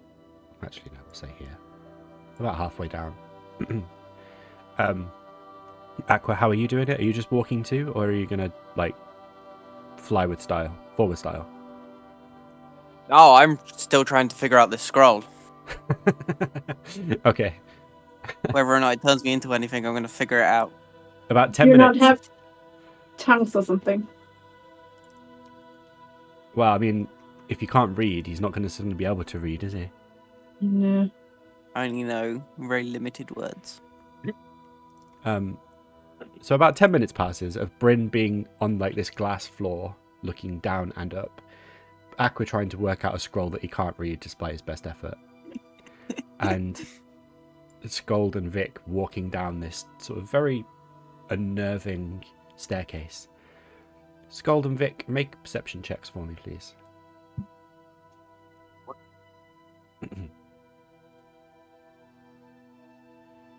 Percepzione. Perception. Nice. Samesies. Oh, you both got the same modifier. Nice. Ooh. As you get about halfway down, you both become aware at about the same time of a kind of unsettling sound sort of starting to emanate from the walls. These heads, like these bust-esque things in the walls, seem to start breathing. Except they can't really breathe because they don't have a body with lungs. They are literally just almost like inhaling and exhaling air through something. And as you're becoming more aware of the sound and becoming like a little bit more unsettled by it, potentially, a kind of excuse me, a sort of stream of gaseous something pours out from the other side of the wall, from this side, and it just streams towards the two of you and engulfs you. Both make dexterity saving throws for me. Should have just jumped. I told you so. I'm holding my breath as well, and as soon as that starts coming out, just want to say that. That's fine. Dexterity saving throw. Dexterity. Gonna indomitable, I think. Okay. I might laugh in a second. And Sköld is just going to take his 10. You're gonna take that Don't you down. have but inspiration still? You do have bardic inspiration. Oh, you do? Not Yeah. because it's 10 minutes and it took me 10 minutes. It's been 15. Oh, okay. Damn That's it. the downside to bardic inspiration. It's not like a long-term lingering thing. Just as you think, oh, she inspired me. Oh, it's worn off. I'm no longer inspired. You're no longer inspired. Sköld, with your 10, you instinctively try to move out of the way of this cloud coming towards you. And without great effort to go back up the stairs or potential risk kind of hastily going down again, you are almost forced to stand still, taking the brunt of this cloud that, as it engulfs you, you feel it being very necrotic in nature, and you take 11 points of necrotic damage. Vic, with a 15, you manage to dive forward a few, kind of like hopping down the steps, holding your breath as well. You manage to stay out of the cloud, which is around 10 feet ish. That's really bad. I don't like that. Excuse you. About 10 feet. Is that 10 feet? That's 0 feet. What? Oh, there we go. It's sort of here. You managed to dive out of the way. Just in time to then see another one shoot out from this wall up here towards you. Make another dex save for me. I start going fast down the stairs after this. Okay. We'll incorporate that into the dex save. With an 8. You're going to be going very fast down those stairs. Just jump. You start start taking the first few stairs very quickly, and as you get a bit further down to about here, your foot misses the step, and you slide forwards and make an acrobatics check for me. You need to beat a 15. Ooh. Nice. You manage to hold yourself from falling through the gap, and instead you kind of just your one foot goes forwards too far and another stops and doesn't go far enough, and you basically land with the beam of light in between. It's very painful. You take 3 points of emotional damage. Sköld. Okay. You are currently engulfed in a necrotic cloud. What I would you feel I wish don't. to do? I have a feeling I don't have flying anymore. So Nope. Just Right. jump. I'm not just jumping anyway. Just jump. Trust me. We Just- hear echo up constantly. Just trust me. Yeah, but Once in your life, just trust me. you can't force a man to jump. Just jump. Trust me. Don't know if I can. Just jump. So what's the alternative? So I'm in this cloud, like doom, and can I actually see the beams of light? Just about beneath you, yes. Okay, can I also make a sort of a dash to? You can try and down? dash down, yeah. Make an acrobatics check dexterity check for me. As he does that, I still keep shouting, "Jump! I will catch you!" Brave. 15. You manage to dart forwards, keeping footing on the beams of light, and you make it down to just about where Vic is currently groaning. A little bit from embarrassment, but also from pain. Vic and Sköld, you are now here. We will return up to Aqua. Still reading your scroll. Have I been successful? No. Because Have you I not can't- you even can't turned read. into anything? No. Because you don't know what I you're am reading. Oh, I am just saying gibberish. Yeah, I'm sorry about that. But you made it a character trait, and you said at no point that you've learned to read. That is Yeah. actually your backstory. Actually, Yeah. you're not a sorcerer. You're a wizard who can't read, and your wild magic came from you trying to read any of the spells that you saw. That's it. I just have really bad memory also, which is why stuff comes out randomly. Yep. Fine. I'll take my potion of flying. Okay. Just jump. Don't waste it. Just jump. Trust me. No, I'm taking the potion of flying. Fucking. You can hear Bryn shouting this, but you're not entirely sure why, because she can't see you, so she must not be talking to you. Oh, by the way, I have ripped up that scroll. Okay. I got frustrated with it. I ripped it up. Instead of giving it to me back. I mean, Yeah, it was a I bit can of a- understand the words. It was a bit of a dick move giving him something he can't read. I I thought don't, I I could don't like. know that. I don't know him well enough. True. Personally, I thought I could just look at it, say some words, and something happened, but I guess not. Afraid not. And then, yeah, run and jump Okay. until I get close to the bottom. Similar thing for you. You just fall and fall and fall and fall. You see Vic and Sköld currently dashing down these steps, being chased by clouds that are just emitting from the faces that are engraved in the wall. Well, not engraved, but sort of placed in the wall. Sköld and Vic, another one comes shooting at you. Make another dexterity saving throw, and then we'll see how far down you get. Okay. I'm probably going to jump forward into the hole after this. Okay. Sköld. Yeah. You actually get to hear before, as you try and turn the corner, the actual corner light is a bit shorter than you were expecting, and you miss, and you do fall. Vic, you make it past, but you're still having these clouds just yeeted at you from across the way.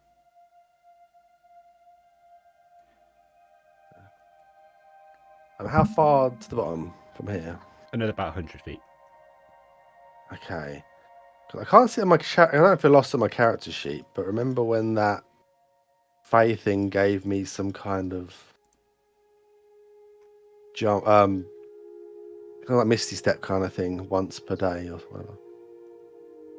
I don't Yes. see it, but I was just gonna jump, and then when I get within like where the range was, just use that to land on the floors. Okay. Forgot I had that, and I can't see it anywhere on my anything. It'll be because it was only It was only on Forge, and then you've updated through D&D Beyond, or it's been updated through D&D Beyond. Okay. Yeah. I think it was Face Step, but I can't remember. Yeah, that's it. Face Step. So Anyway, probably- as soon as I see one person falling, I'll cast Feather Fall. Once he gets within range. Yeah. I'll use my Face Step. Well, I won't know you're going to cast that, so I'll just be prepared to Face Step. Unless you cast it before I hit 30 feet from the ground. I cast it when, Sköld fell first, and if he fell 100 feet away from me, then I saw him fall. He fell about 40 feet, and I cast it immediately. Yeah. But if you also fall in that millisecond that he falls, or maybe that 1 second, whatever, that Sköld falls and you fall in very shortly after him, then it affects you too. But if you don't, then if you fall later, then it doesn't affect you. I mean, it wouldn't be long after. If he fell, then I'd dodge this one, then I'd just jump down into it. So, up to DM to decide. Yeah, I can cast it again. It's not a I can cast it twice. It's not a concentration spell. Okay, well, I won't Face Step then. If you'll probably do that before I get close to my range anyway. Yeah. I think the Face Step's Trust 30. I'd feel it happen, I guess. I'd be ready to Face Step anyway. Okay. So you dive after Sköld almost as soon as he falls, and then within a few moments of each other, you are both caught by Featherfall, and just kind of wistfully fall to the ground gently, incurring no damage. Aqua, you see this happen while you're still able to fly. Yep. And there's no heads down the bottom shooting it across. No, at this point you seem to have made it through. If we walk back up this, I'm going to smash every single head on the way up. Let's hope there's another way out.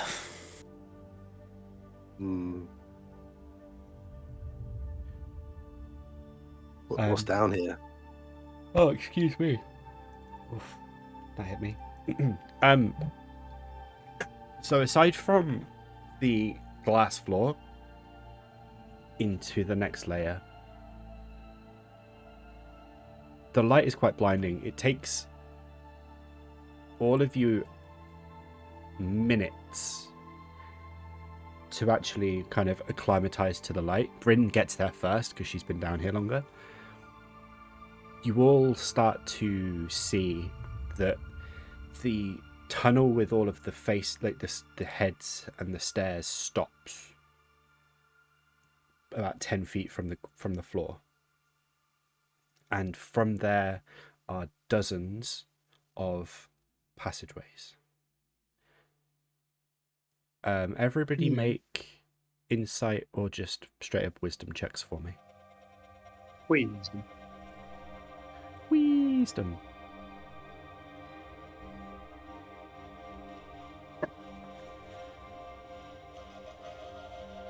I can't see my dice. Apparently. Oh, wisdom save. Sorry, No, I wasn't just listening. ability check. Okay, sorry. Imagine roll. listening, you know. Sorry, I was literally like zoning out for a second. Again, Bryn having been so long, been here for so long compared to everyone else, you connect the dots first. That these passageways, these dozens of passageways, kind of probably 12 per side, connect to a layer beneath you.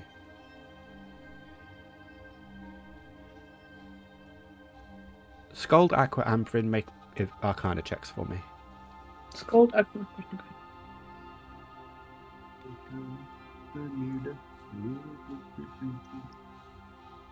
Ooh, nice.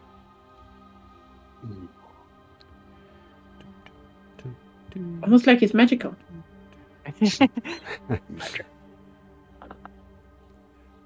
All right, all three of you. I mean, this feels like a really horrible time for Aqua to get a nat 20 because I'm just like, all three of you work out that this has a lot of hallmarks for being some kind of arcane tower, potentially like a wizard's tower. Bryn and Aqua would know more of this just due to being arcane casters, but something like a buffed up version of like Mordenkainen's magnificent mansion, just turned into something grander, almost like it's a permanent. It's been added to over so long that it just goes on for ever. Okay. I relay that information to Vic. So, Vic. Ain't no runes that are getting you this, man. Probably not. I don't need it. Too No. fancy. Exactly. so did Stappen just trap us here for a reason? Contacted our friend, and since he teleported us. He teleported us not to where we wanted to go. I don't know how you keep saying, oh, he teleported us. Oh, he's so nice. No, he teleported us to somewhere where we didn't want to go. We are now trapped here. Well, we don't she know is right. that. It's an assumption. Trapped is such a. You see a massive tree anywhere? Well, we don't know what sort of properties the tree has. Oh my god, I slapped Sköld.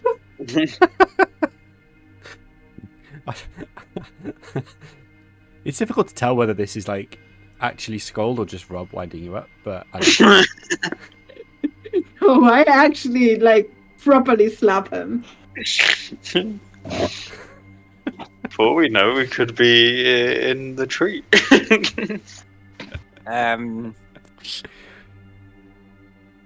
As they're doing that, is there anything that looks of interest that I could kind of follow or have a feel of where to go?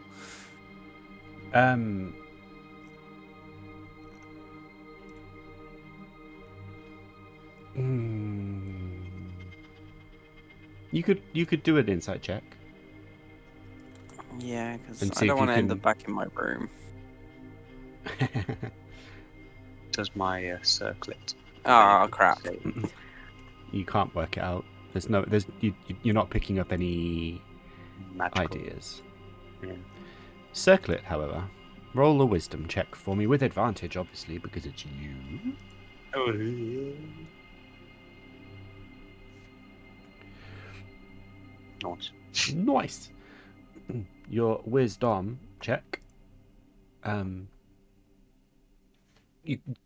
is more of a how to ask the question than an actual like what you can discern. It's more of a how do you What ask can the circlet what you're trying to find, if that makes sense. Okay. So you sort of, what are you trying to find out from your circlet, like where to go or what you could potentially be in?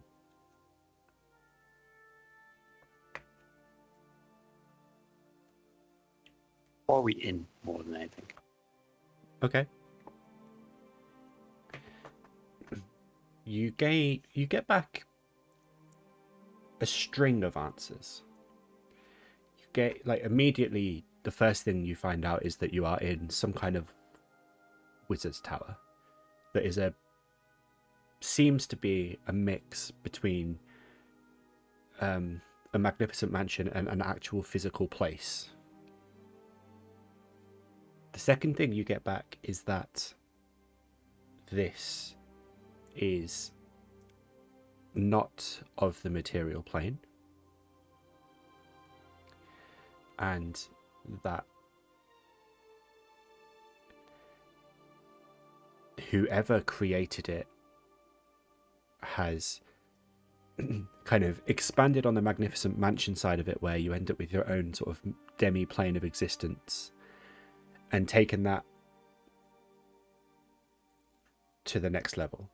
Not just the mansion is in its own demi-plane, the entire kind of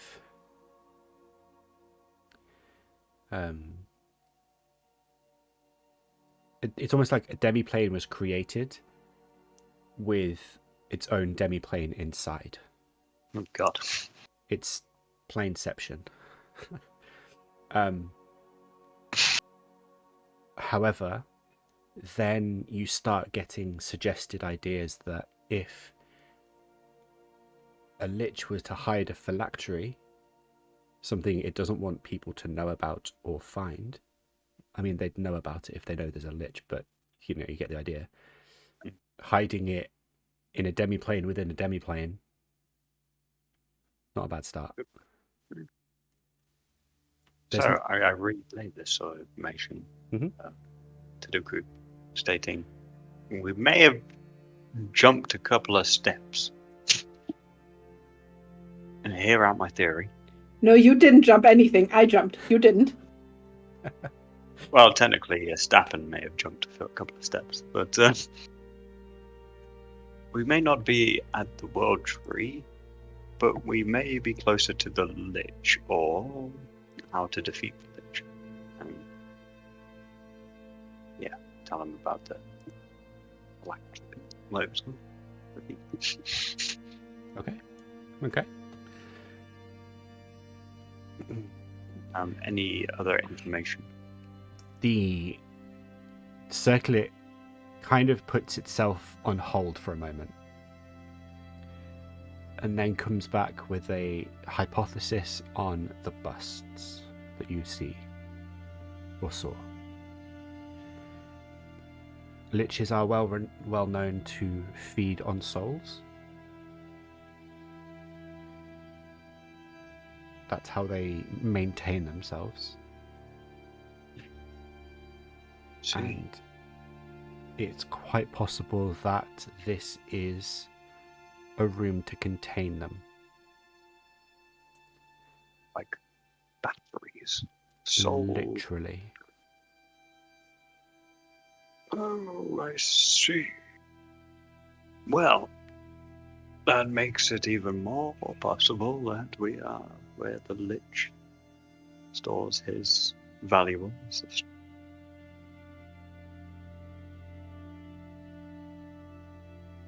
saying is, so the guy might be working for the Lich and has brought us here because we were a worry to the Lich. Well, I don't know. It's kind of like teleporting someone into your house if you're worried about them stealing your stuff. Well, he might be wanting our magic. Probably could have Yeah, targeting the powerful to drain them. split us up a bit more comprehensively. I mean, we're just that good. I don't know. Something tells But- me he's strong enough to do what he wants. If he doesn't have these, well, whether or not these husks on these walls that were spraying out gas at you two are anything to do with him, what happens if we, like, attack one of them or try and destroy one?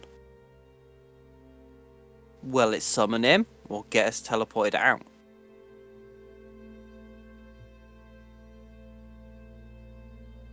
I feel like that's something he would have foreseen. No, it's the easiest solution. Are there any busts around us? Are they put down to the ground? No, the tunnel with all the busts in stops 10 feet above you. Okay, I climb back up the stairs. Oh no, I can't jump. Can I? Yeah, no, don't worry, I got this. I'm gonna I'm gonna do Twin Spell. Send off 2 magic missiles to pretty much any of the bus. One magic missile has 3 darts. Yep. Yeah, I know, so So I'm you're sending sending 6 6. off. Okay. Onto I wanted one, to or investigate them first. you're Sorry. sending 1 to 6 to 1 or 6 to 6. I'm gonna send 3 to 1 and then 1 on the other 3 to their own. Because Okay. I don't know if 1's gonna be enough to fight, so I want to see if 3 can break 1. Right, so roll 1d4. That's for the first lot. Yeah. So that's 2 damage. That's 6 damage to one bust, and as the And then- missiles impact, the bust just shatters. And Okay. all of you are deafened by a scream that just high-pitched, shrill scream that fills your ears, your mind, your body, your whole being. And then you all feel a sense of loss. Roll damage for the other 3.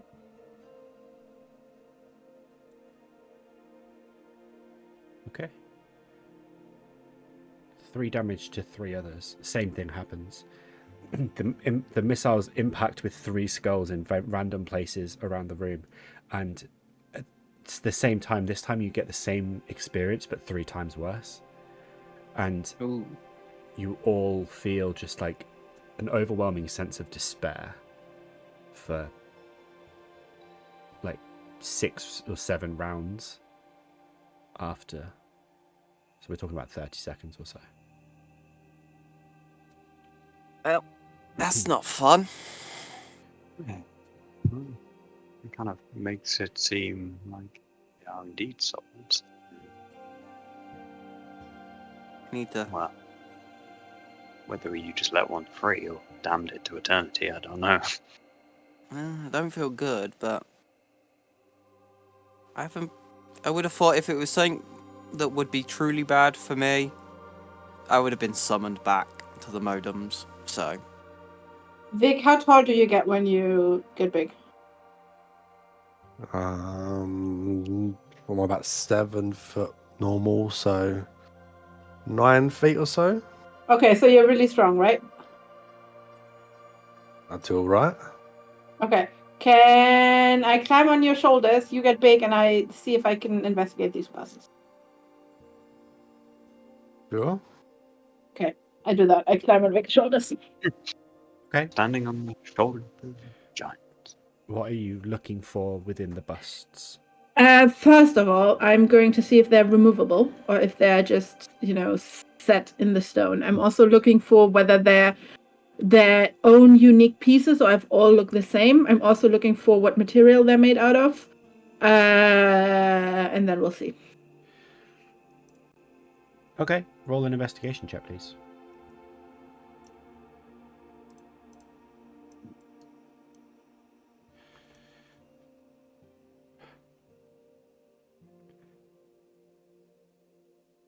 They just look like stone.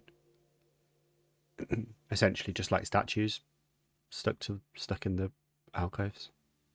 Can I remove one? No, it's stuck in the alcove. Do they feel warm or cold? They just look like stone that are stuck in the alcoves. God damn it.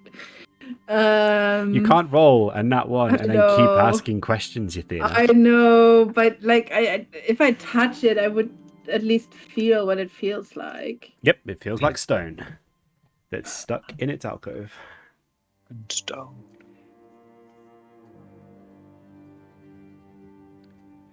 So I got rid of 4.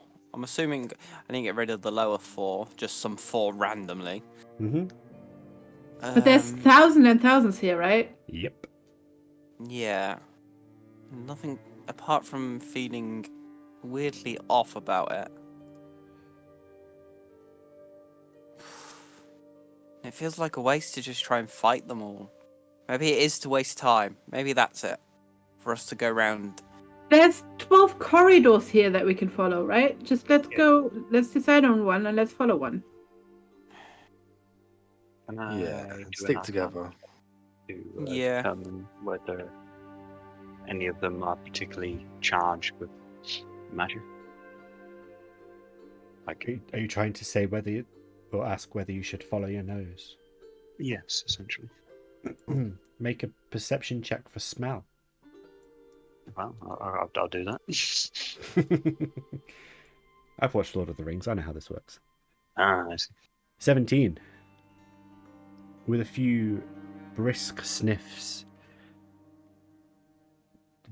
The third one from the left, on the left-hand side, looks and smells interesting. All right. I suggest we go this way. Smells like magic. Okay. I jump off Vic's shoulders and I follow Sköld. Okay. Can I fit through? I was going to say, it's a bit of a squeeze. It's only a minute, right? Yeah. I'll just keep it up for a minute though. Yeah, but you want to make As- use of it while you've got it, Just- right? Crawl. As we're walking, I will pull out the other polymorph scroll and give it back to Bryn. Say, cheers for this, but they don't work. I'm gonna get the Hey. one to work. Hey, Well, Josh.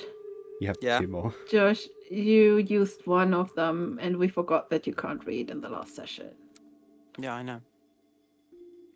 I only gave you 2. Yeah, so I'll give you the other one back. No, you Only used used one. Yeah, this What session. did he polymorph into last session? Did you not? Wait, No, I did never used one last session. Did I polymorph into the crocodile? You Yeah. turned into the crocodile. I Yeah. didn't. Oh, I thought you did. Okay. I'll That take was the you. polymorph. and back. then he cast his summoned draconic spirit, so he could fly around. Making Yeah. me feel like I'm getting D&D dementia. I was No, I like, thought you used one. I wasn't gonna say anything earlier when Meglo said, "Well, you can't read," because I thought you already had used one, and we forgot that you can't read. No, What? because I'm pretty sure you gave me both the scrolls after you turned into a crocodile. Could be, but I thought you maybe would have used one of them afterwards. it's fine. But all right. You follow Sköld down the 3rd passageway from the left, on the left-hand side of this sort of square room, and even though it looks like a fairly thin and narrow corridor from this perspective, as you take a few steps in, it widens out into a fairly spacious space. That's a really strange phrasing. It winds a lot, like you kind of going left, sort of back on yourself 180 degrees, and then you're immediately coming 180 degrees back on yourself again for seemingly no reason, but magic is weird. for a period of time that you can't quite discern, but could be anywhere between half an hour to an hour, somewhere in that time frame. Well, actually, would my flying wear off? Because that was an Yes. hour. So I know that is it? was an hour once I thought it that was wears 10 off. minutes. He took No, the it's a potion. Oh, okay. Cool. Your potion will have worn off just from the discussion you had previously, along Okay. with the travel. So somewhere between like 3/4 of an hour and an hour, you're traveling. Not long after your potion wears off, however, you emerge into... Oh. Which one to go for?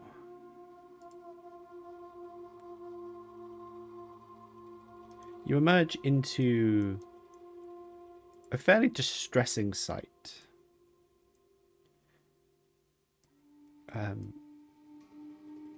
As soon as you step off or out of the passageway proper, your feet make contact with marble.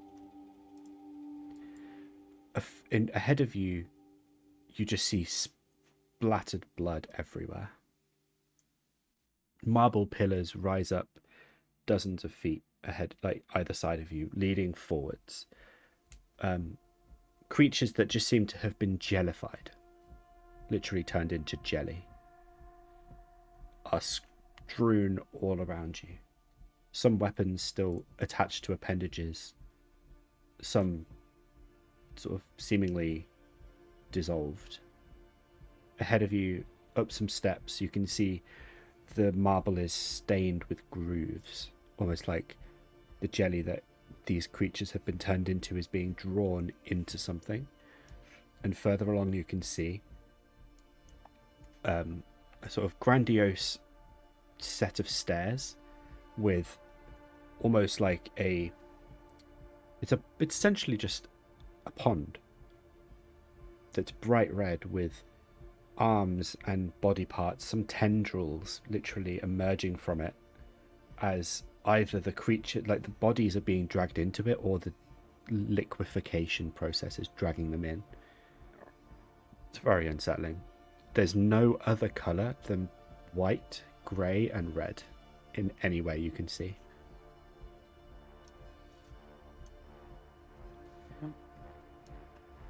Can I sense any living beings? Or...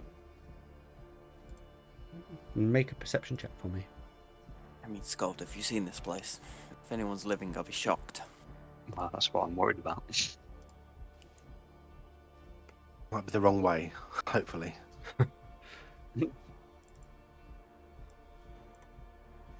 A quick glance around doesn't alert you to anything living.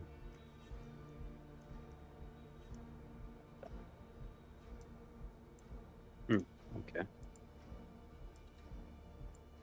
Nothing's living.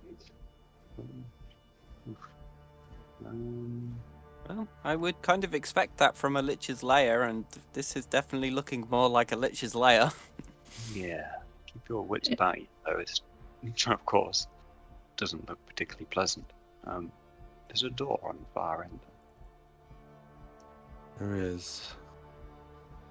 Maybe we should check one of these bodies nearby. I can perform a medicine check, but I don't think that they're. Well, I think they're beyond saving. Maybe we won't touch them, but at least we can look at them. Maybe we can discern something like how long they've been here, what kind of... I don't know. You can see from just their general appearance that they're very slightly transparent. Like translucent, I think. I don't know. Like you can see through them, but it's very distorted. You can still see the veins, like very intricate nervous system essentially throughout their entire body. But anything bone, muscle, tendon, ligament, anything like that has been dissolved. You are literally just looking at essentially jelly with veins. Is my kind of morbid way of describing it. If something killed these, would we know of any creatures that would have done it? Or any spells? Nothing that comes to mind could cause this, or potentially nothing that you know of could cause this or inflict this on someone.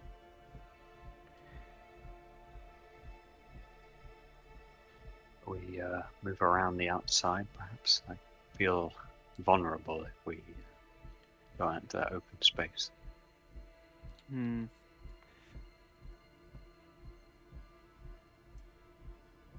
Hug If the you want to left use the side. pillars, you can use the pillars. I don't think that will matter if it's a full-out attack.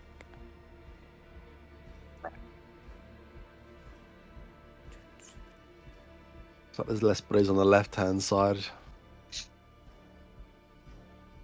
I go through the middle. Okay. Okay. As the three of you progress, and Aqua sort of stands back cautiously, I assume. Yeah, I'm looking at Bastion's Law, whether or not I could put the shield around myself. Should be able to. Yeah, that's what I would be doing.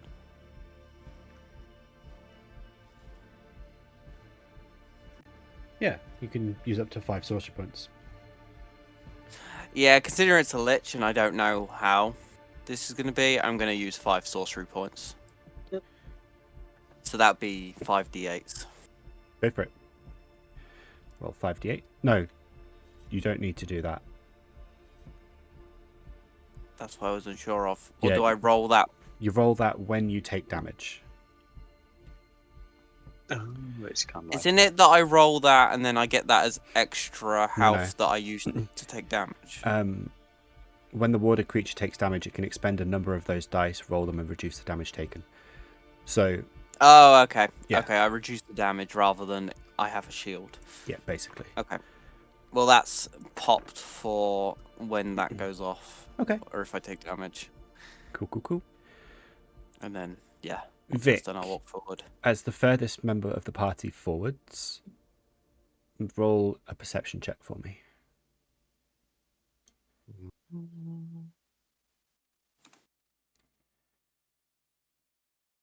With an 18, you can see that whatever's being sort of pulling this substance into the pool ahead of you is doing so at a really slow pace. Like, it's a slow process that is almost like a continual drip instead of like a full-on consuming, I guess. You can kind of just see the liquids like flowing very slowly forwards towards it, and the surface of the pool, despite being thick and all sorts of things emerging from it, has a ever so slight ripple on the surface.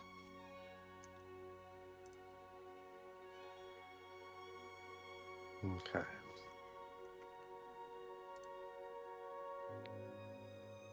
Don't know if I should wait for people to catch up. Yeah, I'll keep walking. Okay, I keep walking, looking around as well. all right. What There's- happens if I, with my sword, break some of the liquid that's getting drawn in? As you sort of dip your sword in, nothing happens, but it just continues to be drawn in just around the obstacle.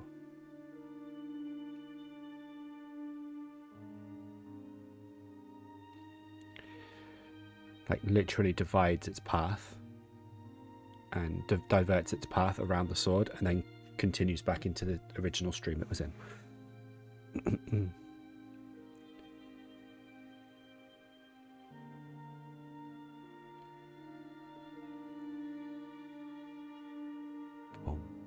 Especially back in your round, but I'm going to continue around to the stairs. Okay. Slowly but surely. Slowly but surely, carefully. The like the fluid on the floor as it's being drawn in still has a very like thick jelly-esque consistency to it. Very almost not liquid.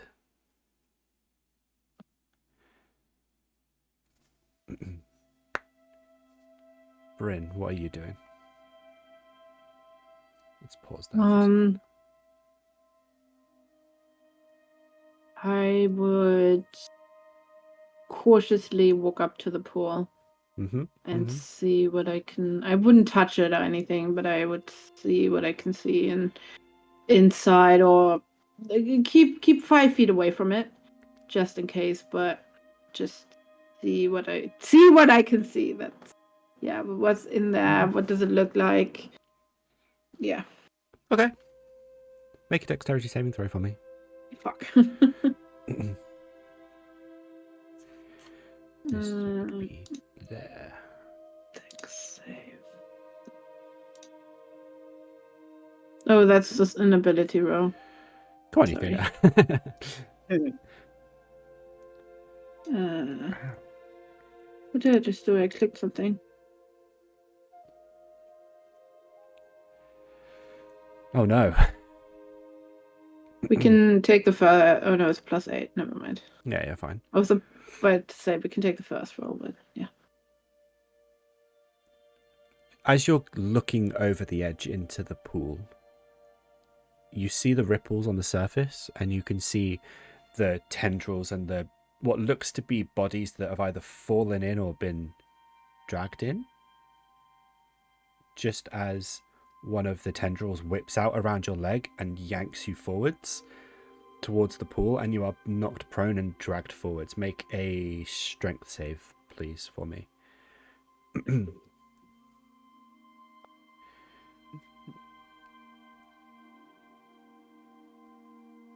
Okay. You are pulled forwards and forwards and forwards, and you are now hanging over the ledge, literally like holding on to whatever you can, like a groove in the marble or anything, with like fingertips, as a tendril is wrapped around your leg and is now trying to force you into the water. How are the rest of you reacting? I was going to say, did we hear a thud to this? You heard a sort of...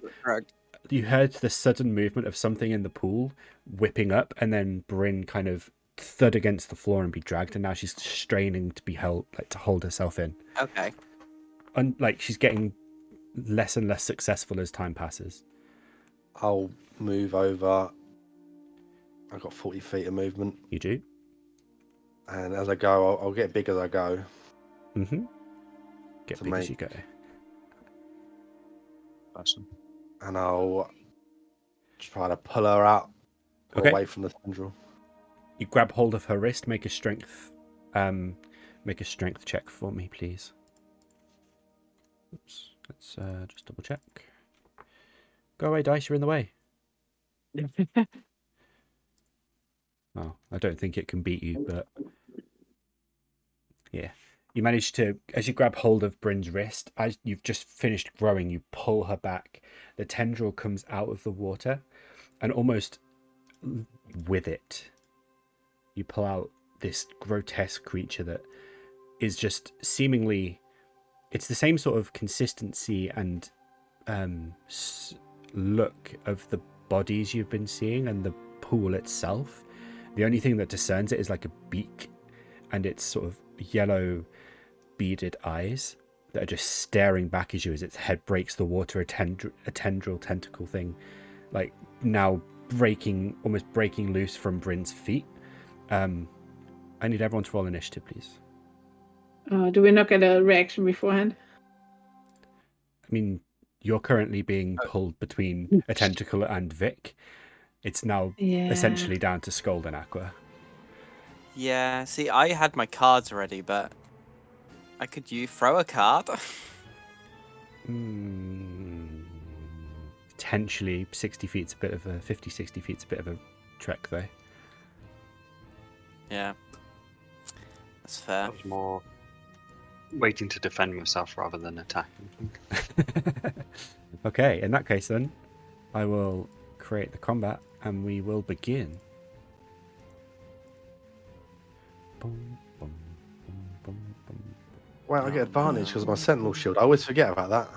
You get advantage. I'll remove yours and re-roll it. Thank you. Roll my initiative again. Right, click on your character. Sword and board. Oh, yep. Sword and board. Got it. There you go. Oh, there we go.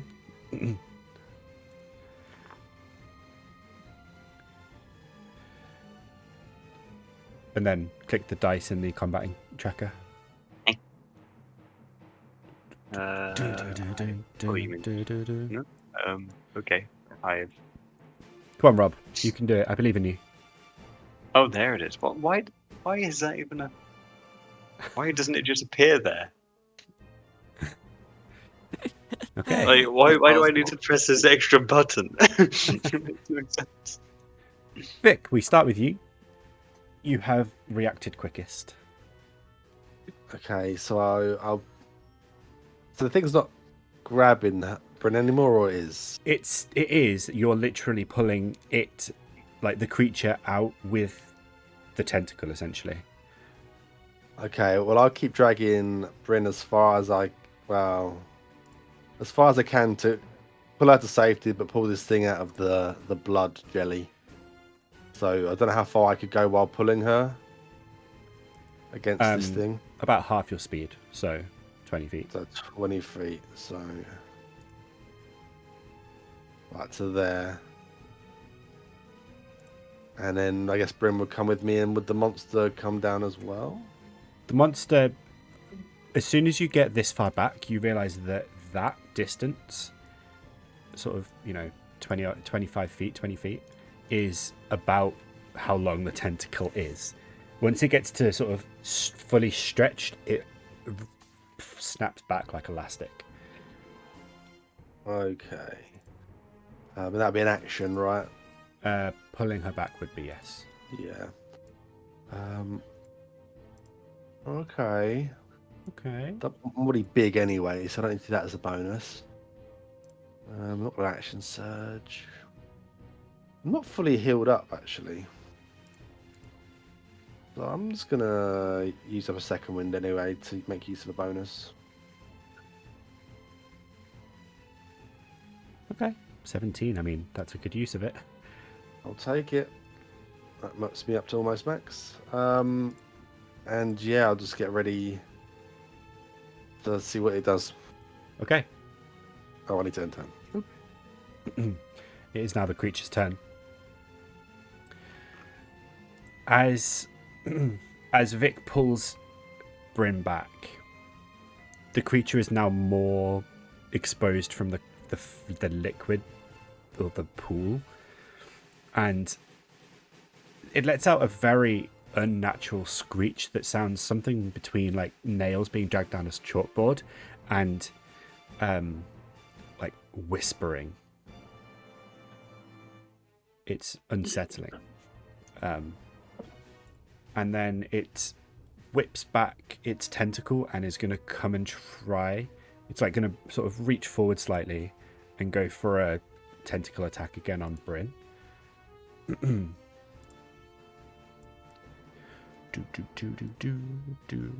22? Yep. 22 hits. Hooray!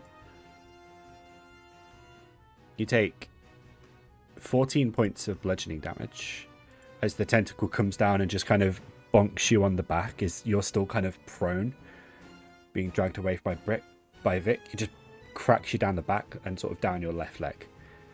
I used to be able to just right click and apply damage, but I can't do that anymore. Oh, I could. Are you clicking where it says 3d8 bludgeoning? The top one? Yeah. It still pops up for me. I don't know why. And maybe it's just my fortune. Reroll 14, yeah? Yep. Yeah. Cool. And then, weirdly, as something that you weren't expecting, it then sort of falls back to where it was originally, goes under the pool's surface, and you just see a flash of the red light, and it reappears at the top of these stairs. Not there, sorry. There. Like, in a, like, almost nest-like structure that, while devoid of colour, has the same sort of look as the grooves in the ground that are leading the fluids to it. Then we come to Aqua. Yes, this is very concerning. That's one way of putting it. It moves, so I have to quickly change what I was...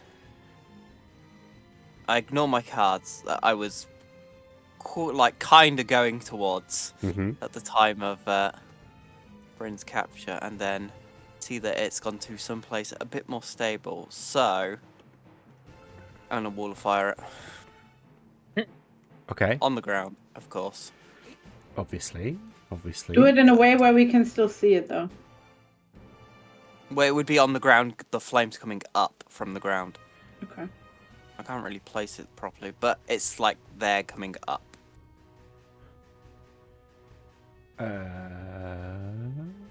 20 feet high. So it would be like this. Yes, that's what I was trying to go. It wasn't allowing me to put a proper box for some reason. No.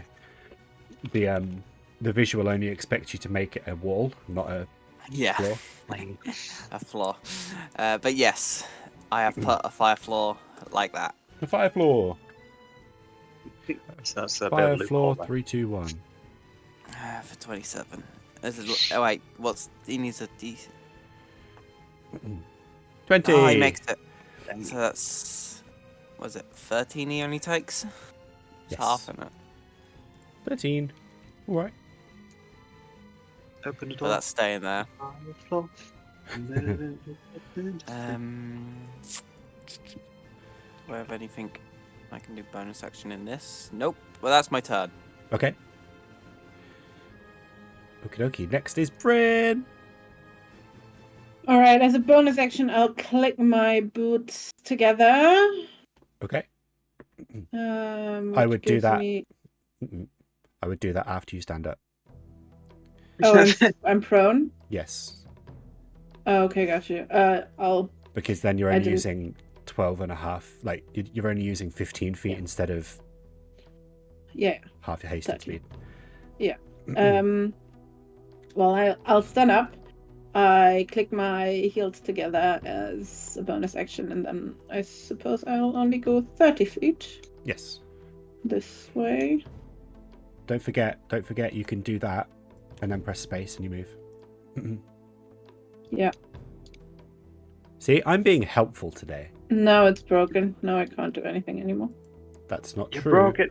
That's not true. Don't say that, Yathina, because Yeah, that no, means- I need to reload. I can't do anything. There's Do me. you not see two of me? No? I see two of me, and I can't click either one. Wait, which one did you... What spell did you... Misty... I didn't do anything. Oh, no. Meglo moved me while I was moving myself. Yeah, happened to me last time we played. I just relooked. It was fine. Okay, I'll reload. This is what happens when I'm helpful. Mm.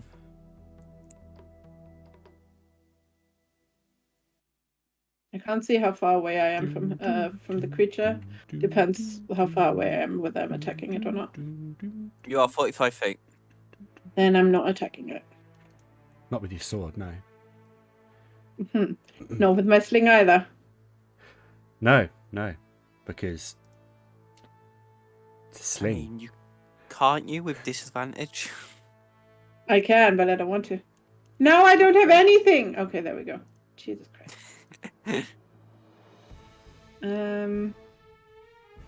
Okay. I still have my action. Actually.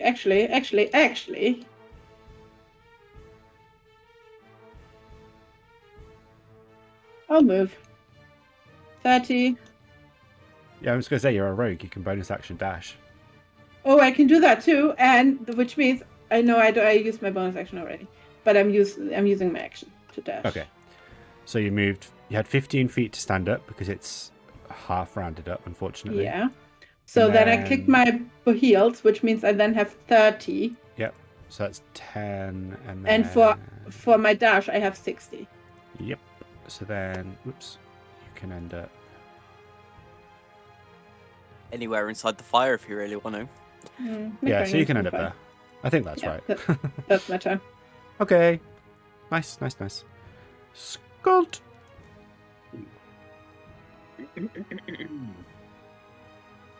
Is one of my concentration? Yeah. Just need to see if this thing has any range to it. No, it does not. Okay. In that case, I'm gonna throw a hammer at this thing. And then what We I'm will gonna find out it's a giant squid. Is it giant? No, it's large. Oh, That's a shame, that. one day we'll get it, Rob. A darn shame. 21 hit. 21 does hit. Thank you. There's a hesitation there, it nearly got me. Does it hit? 14. 14. I hit hard these days. Sure. And then I'll move 25 meters towards feet even. I was going to say 25 meters. Bloody hell. It's like, towards Vic's general direction. all right. I should have actually, yeah, what was it again? You press the space bar, do you? You do that and then press space, yeah. Good at that. And if you've got, like, if you control and drag, you can then, like, click and sort of do this. And then press space and you move along that line. I can do this with my hands. It's like high-level foundry tips for you. There we go. Hacking. Hack 'em then. Victor, it is your turn. Alright.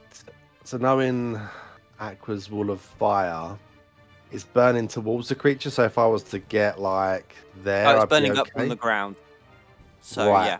Yeah, I'd be so fine there. everything in that white box is wall of fire. Like, it's floor of Right. fire at the moment. It's going up, basically, not sideways. Okay. So my phase step I think is 30 feet, and I don't. Yes, I have So the if I ability was- written here. I just can't find something that's got it. Teleport up to 30 feet to an occupied space that you can see. Okay. So I'll move 20 feet. Okay. Then I'm going to phase step my bonus action. It's bonus action, right? Also, yes. Cool. So I don't need to do that anymore. I will then phase step. Oh, it will collide with a wall, but that's okay. That's fine. I'll just move you. Okay. So I've got 20 feet left, so I will go 10. And I'll target that instead. And, right.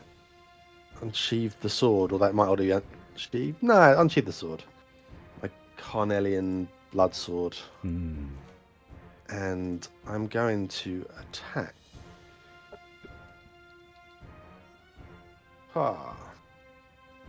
On guard. 21. Ooh, that hits. Right. So I can also. Also. Only the first time ever on this attack. Ooh, you're going to do the thing. Not the thing. Oh, this This- thing. Ooh. This thing. What's the thing? Oh, that's a thing you'll see one day. It's a Tell big, me. it's a big thing. It's only once I per like- day. So we'll see. I like things. We'll see. So that's gonna. Okay, it's separate. Okay, I was gonna add the deal onto this. So we do the. Oh no, I didn't mean to do a number attack. So I meant to damage. It's The fine. first attack. I meant to get the wrong one. Because it's supposed to add plus D8 for the big in thickening. It's D8 nows, I think. So that's the damage on the first one. All right. 12 damage from the first one. Mm-hmm. And then it adds the storm strike, which is the whatever that is. D6. And then it has to make a con save. Yes. DC 18, I see. Well, I guess it goes- gonna beat that surely. Oh, never mind. So now it has disadvantage on all attack rolls until my next turn. Nice. Oh wow. Pretty dirty. I get 4 uses of that per day. It's not bad. Vic with his hacks right now. You let him. Attack number 2 was the same, so okay, I made fair. I'm guessing 12 misses. 12 misses. Cool. And third It's attack, which I just- get now. Booped away with one of the tentacles. That, however, 24 does hit. 8 for 10. Oops, that's the wrong button. So that's Nice. bonus. Yeah, so me. I don't think I'll stay there. Brave. Right. Very brave. Okay. It is now the creature's turn. And the creature is going to... Despite having disadvantage, it's going to attack you with a tentacle. Oh. Does 14 hit by any chance? Almost over halfway there.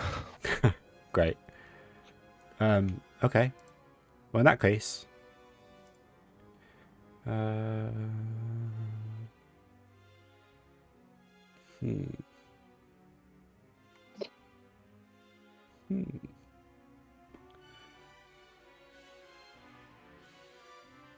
Okay.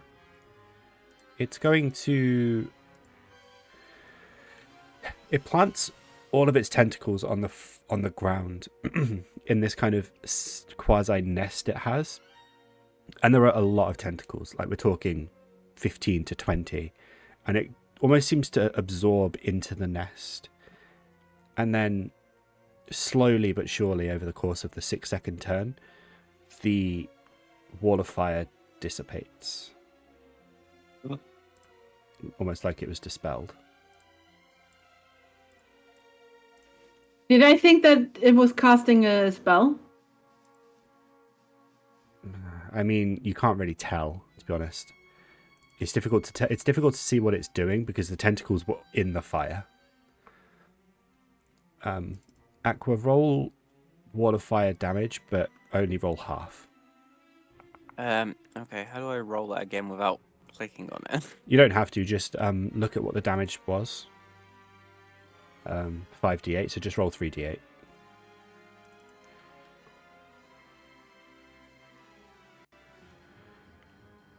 Eight, nice. So it takes 8 fire damage in the process, but literally just because of the fact that it was planting its tentacles in, you couldn't really tell what it was doing. It's not like normal spell casting that you've seen.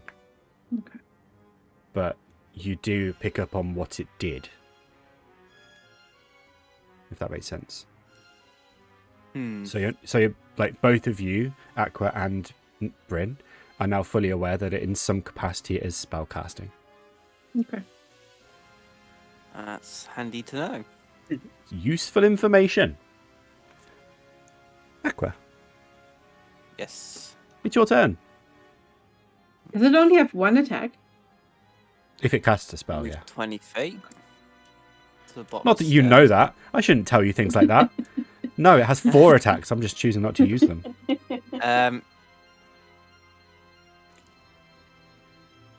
How close can I summon this to it? 90 feet away. Okay. I'm going to summon a construct. Okay.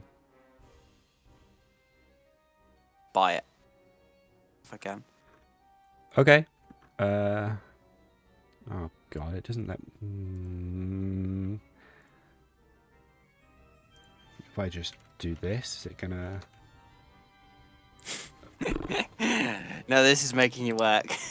It just frustrates me because it gives you the stat block, so obviously it's a thing in 5e on D&D Beyond, but But it's not it doesn't. showing it. It doesn't have a token, so it's like if I go for summoned construct now, type in that. There's no thing called summoned construct. So in that case, I'm just going to give you.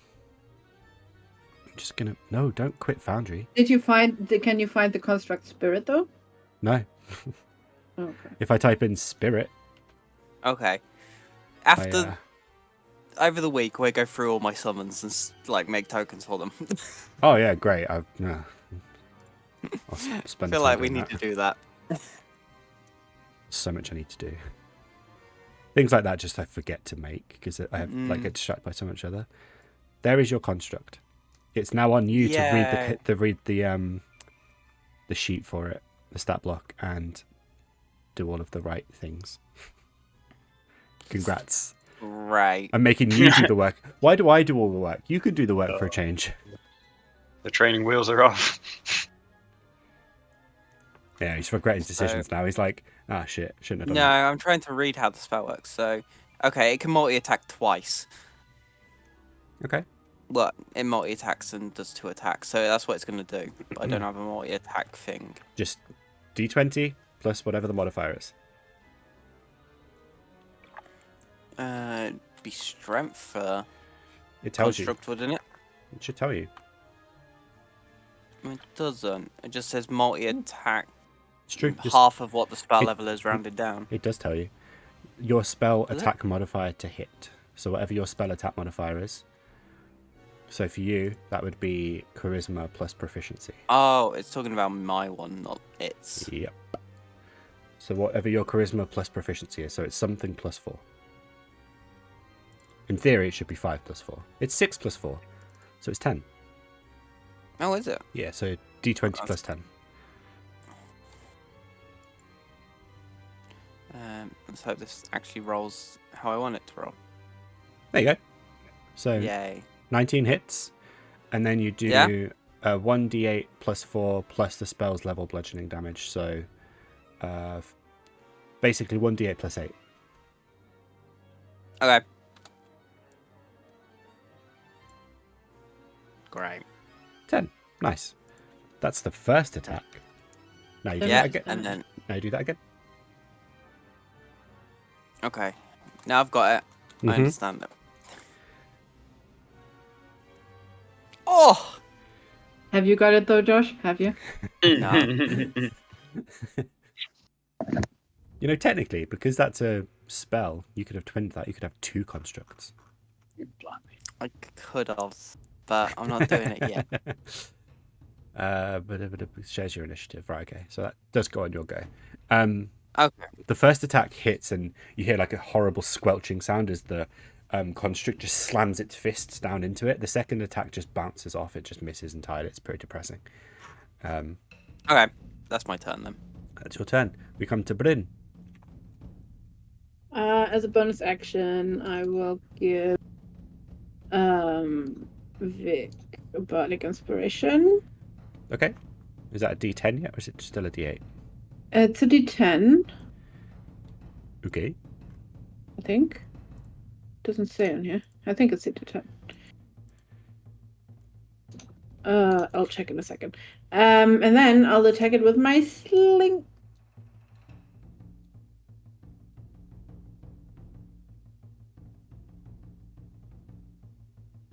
Anyone hits.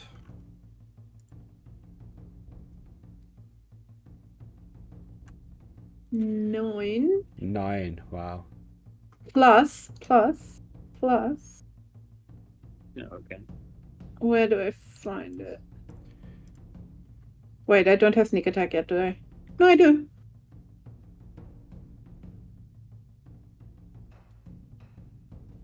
Also, I don't get cunning action yet because that's level 2. Yep.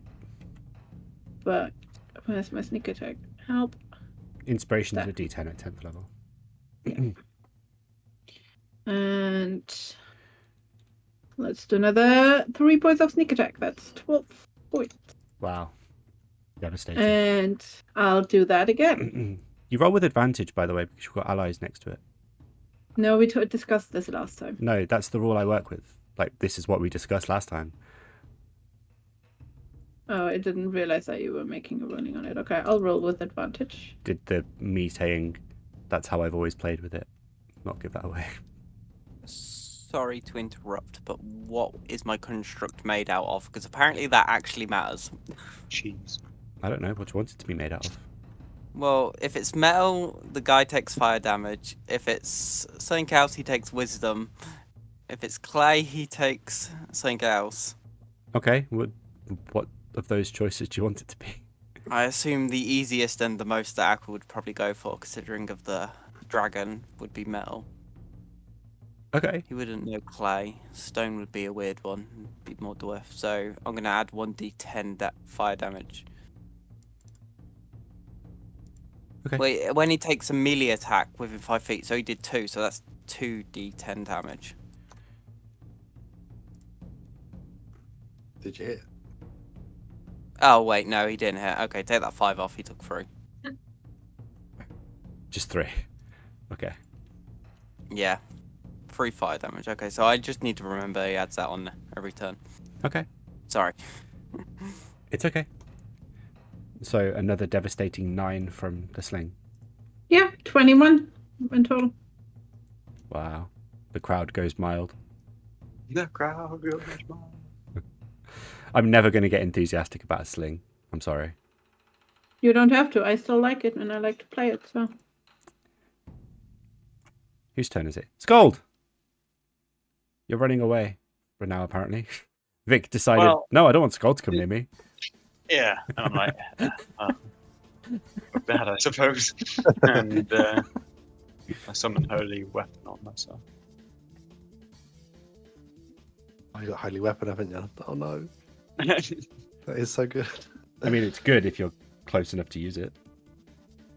don't need to be close enough. I use it on myself and I just throw my weapon. Sure, I guess. Okay. But why that would From this angle, you can't. So you've got like 20 foot of wall, and then, is that a literal wall? well, this is, and then you've got like a bit of a nest, and so you wouldn't actually be able to see it. I mean, you How could big's make like a blind yeet and hope for the best, but How big's the creature? Come on, we gotta do geometry. we're not doing like hardcore geometry, but from the aspect of it's there, I'm saying you can't see it. It's my ball.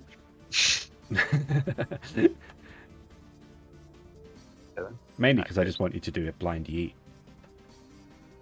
Well, I have nothing to lose, so sure, why not? Blind yeet just Blind means yeet. disadvantage on the attack. That's all. Okay.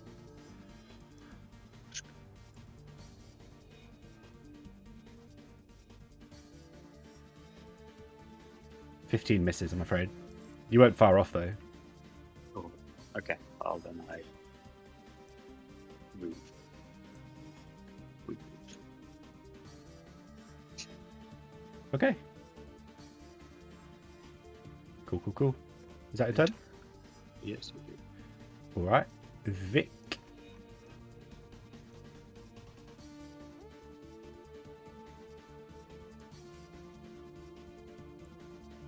Vic. Furious? Yes, Oh, yes, okay. yes, yeah. But we lost you. Right. No, I'm good. Right. I'm gonna. Yeah, I think I'll just go for 3 attacks. I can do my thing again, but you seem okay. Okay, yeah, I'll go for 1 regular attack. Are you going to do the thing? Nah. 22 hits. I don't know if we're gonna fight more things for a rest. True. Who knows? Oh, 7. Oh, I get my D8 as Oh, well. yep. Forgot to add on. It 12. the upper sword does more damage, but it doesn't have any the big I special. was going to say it doesn't have the thing. What is the thing? Oh, it's a thing. 14 misses, I'm afraid. That's okay. And my third one. 19 hits. Huh. All right, 9 more damage. What's the other thing I can do? But no one's gonna get close. Is anyone looking at getting close? Who Not knows? really. I mean, at this point, you've got Bryn within 30 feet. Aqua's within You have this 35, 40 big feet. metal robot, I guess, that's right next to it. I don't remember what the range for it was. Only 10, Oh, yeah. so that's okay. But doesn't really. I don't need that. I don't think. I do have the same boots that Bryn's got, which I probably should have clicked. So I might click. Oh, you them. could have used more actions, like more attacks. Yeah, got action surge as well. To be fair. Oh my god, will- I do will- it. All the attacks. Click my boots of haste as well as a bonus action. So I get Okay. one more attack at least. And then action surge. Yeah, go on then. 16 just misses. Oh, boo. Now Okay, you've got to and action then- surge for pride. Right, 3 more attacks then. 3 more? Oh, well. 23 hits. I mean, you're looking for 17. That's definitely going to hit. Do you not get your Giant's Might because it's technically a new round of actions? It's once per turn. Okay. Well, it's short rest then. Somehow. I'm pretty sure it's just once per turn. Second of my extras. Almost. Oh, yeah, definitely. I need to crit. I'd like a crit. Oh. 14. Very nice. Very nice. Manifesting a crit. Not quite. Still hits, though. For another 11. Very nice. Nice. Chop, chop, chop, chop, chop. This creature is looking very rough. Okay, cool. I will hang my position. Okay. I won't want to confuse anything. Okay. Since Yathina got me to give something away, now it gets 4 attacks per turn. So it's going to attack Vic for 18, which misses. That's a shame. Ah, dang it. Never mind. It's then going to cast darkness. Counter spell.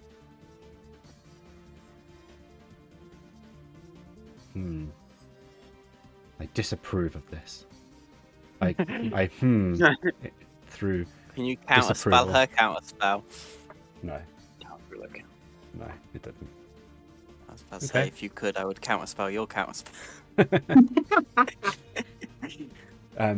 As it starts digging its tendrils back into its nest, you recognize this as as a sort of spellcasting mechanism somehow. You're not entirely sure how it works. And as the area around the creature and Vic starts to get incredibly dark, Bryn, you just play a quick tune on your flute and it shoots out a devastating counterspell. And the creature shrieks out with its kind of nailed down chalkboard but also whispering scream. And then just goes round Vic and starts to try and climb down the wall. Do I get a swing? You will if you wish. I assume my construct gets a swing as well. Does indeed, so d20 plus 10 for you. Can I? Yeah, you've got your reaction. Yeah, I'm just thinking. Nice. 26, nice. Then it's a 2d8. isn't D8 it? plus 8. I thought it was just a D8 plus 8. What was the extra fire damage from? D10? The fact that I hit him. So if I hit him, I get a D10 on top. So you hit him, so you get a plus d8, 10. you get a d8 plus So I 10, get a d8 and d10. I get a D8 Ah. plus 8, and then I get a D10 afterwards. So on the bottom thing, right, you've got your list of dice. Yeah. You can just hit the d8, then put d10, plus d10 plus 10 after it, and then also do a Plus- d10 at the same time. Plus 8. Yeah, plus 8, Plus and 8, then sorry. D10. Yeah. Oh, no, that changed it to 1D10 plus 1D8. Yeah, that doesn't matter. Yeah, It doesn't that's matter what what you- order they come in. And then if I put plus 8 after the D8. Yeah. Oh. So that rolls. Nope, Nice. that rolled like that. Yeah, that's fine Yeah, because you're doing. Oh, that worked. Yeah, you're doing the I right feel like- dice and then adding the bonus afterwards. Okay, yeah, that's what my construct did then. Amazing. I felt like something was off for some reason. No, it's all right. You got it right. You almost wrote max damage. You almost Yeah. broke my sandwich. Rolled max damage. Oh, See, that I makes said so rolled much more max sense. damage. I was like, what? Where did a sandwich come into this? Oh God, I'm okay, I promise. As the creature sort of moves away and tries to escape, the construct just pounds its two fists down in in just a devastating blow, dealing almost max damage, and the creature is just splat underneath it. Like everybody within literally 30 feet. So Bryn, Vic, the construct, not quite Aqua. The whole area is just coated in this jellificated blood. Oh,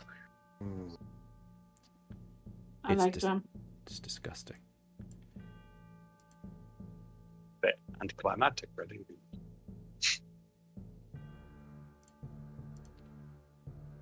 I remember, Sköld. We are more skilled than we let on.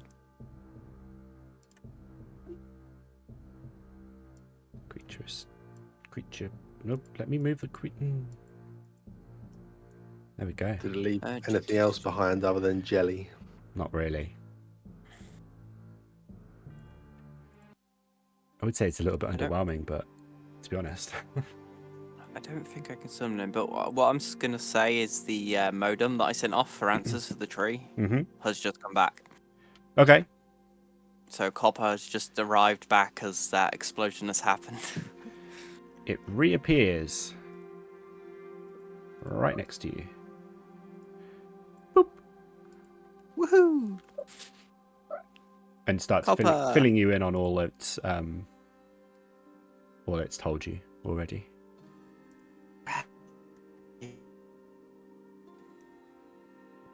Is the blood still going to the thing or not? It seems to be. But it's difficult to say why. Like, it was difficult to say why to begin with. Whether it was going there for a reason or if the creature was like drawing it in to consume it. Who knows?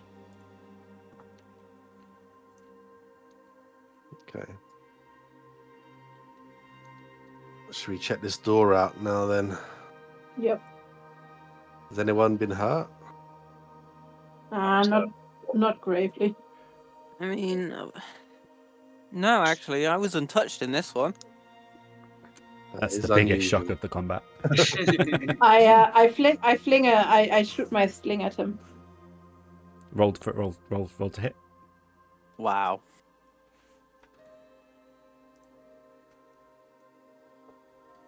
Never mind. Amazing.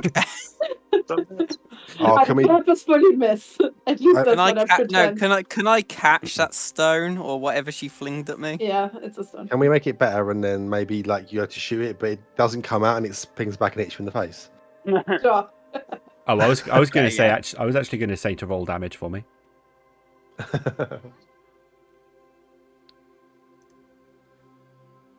You inflict 10 damage upon the Warden of Balance that is accompanying Aqua. Oh. Oh no! Oh no. It turns to you, mid like whispering to Aqua. Please refrain from any hostile action towards me, or I will have to resort to violence. Apologies. I I cast healing word on it. Oh, okay. I was gonna cast aid on it if not.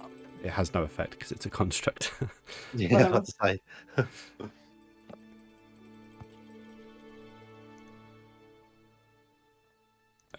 It does, however,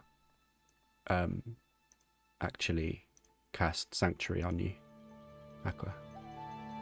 Yay! It says itself in the description, but it's not necessarily to itself. That is a Yeah. mistype. I'll say I Or a remember willing us talking creature about it, but yeah. Yeah, it's fine. It casts Sanctuary on you, so you now have Sanctuary on yourself. Yeah. I don't think that's a thing I've got here. That's fine. And then we'll end the session there and come back next week to see where else you can find yourselves. Good job, guys. You didn't die. Yeah, Jeez. that was good. That was good, he I says. the feel first like combat we for a while, wasn't dodged a lot of damage. I think that really helped. I don't know about a lot of damage. There was potential. I feel like if we got stuck in them rooms any longer, or if we actually just took them steps bit by bit, or fell. Yeah. Who knew falling was a way forward? Yeah. I'm telling you. I think the Stappen guy is pretty good too. You're the only one that does at the moment. No, I don't know. I think Stappen thinks he's alright. Stappen? He's stepping now. What? No, what did I call him? Oh, fuck. Sebastian. Sebastian. We got Sebastian Vettel and Max Stappen. Right. We'll end the session there. We'll be back next Tuesday, barring any unforeseen work-related hijinks that Rob has to go on.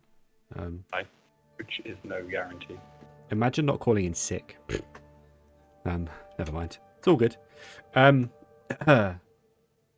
we'll be back then for more fun and adventure in wherever you are. And hopefully the navigators will continue to not die. Who knows? We're so good at that. Yeah, you'll be fine. You'll be fine. Right, we're gonna head off. I don't know if we've got anyone to raid. Oh, sorry, I didn't look for it. It's fine. I'm too tired to sit in someone's stream anyway. So we will see you next week for more. Appreciate you being here. Feel free to check out YouTube if you need to catch up. That's always there too, and it'll make me feel better. And yeah, we'll be off now. Goodbye. Bye.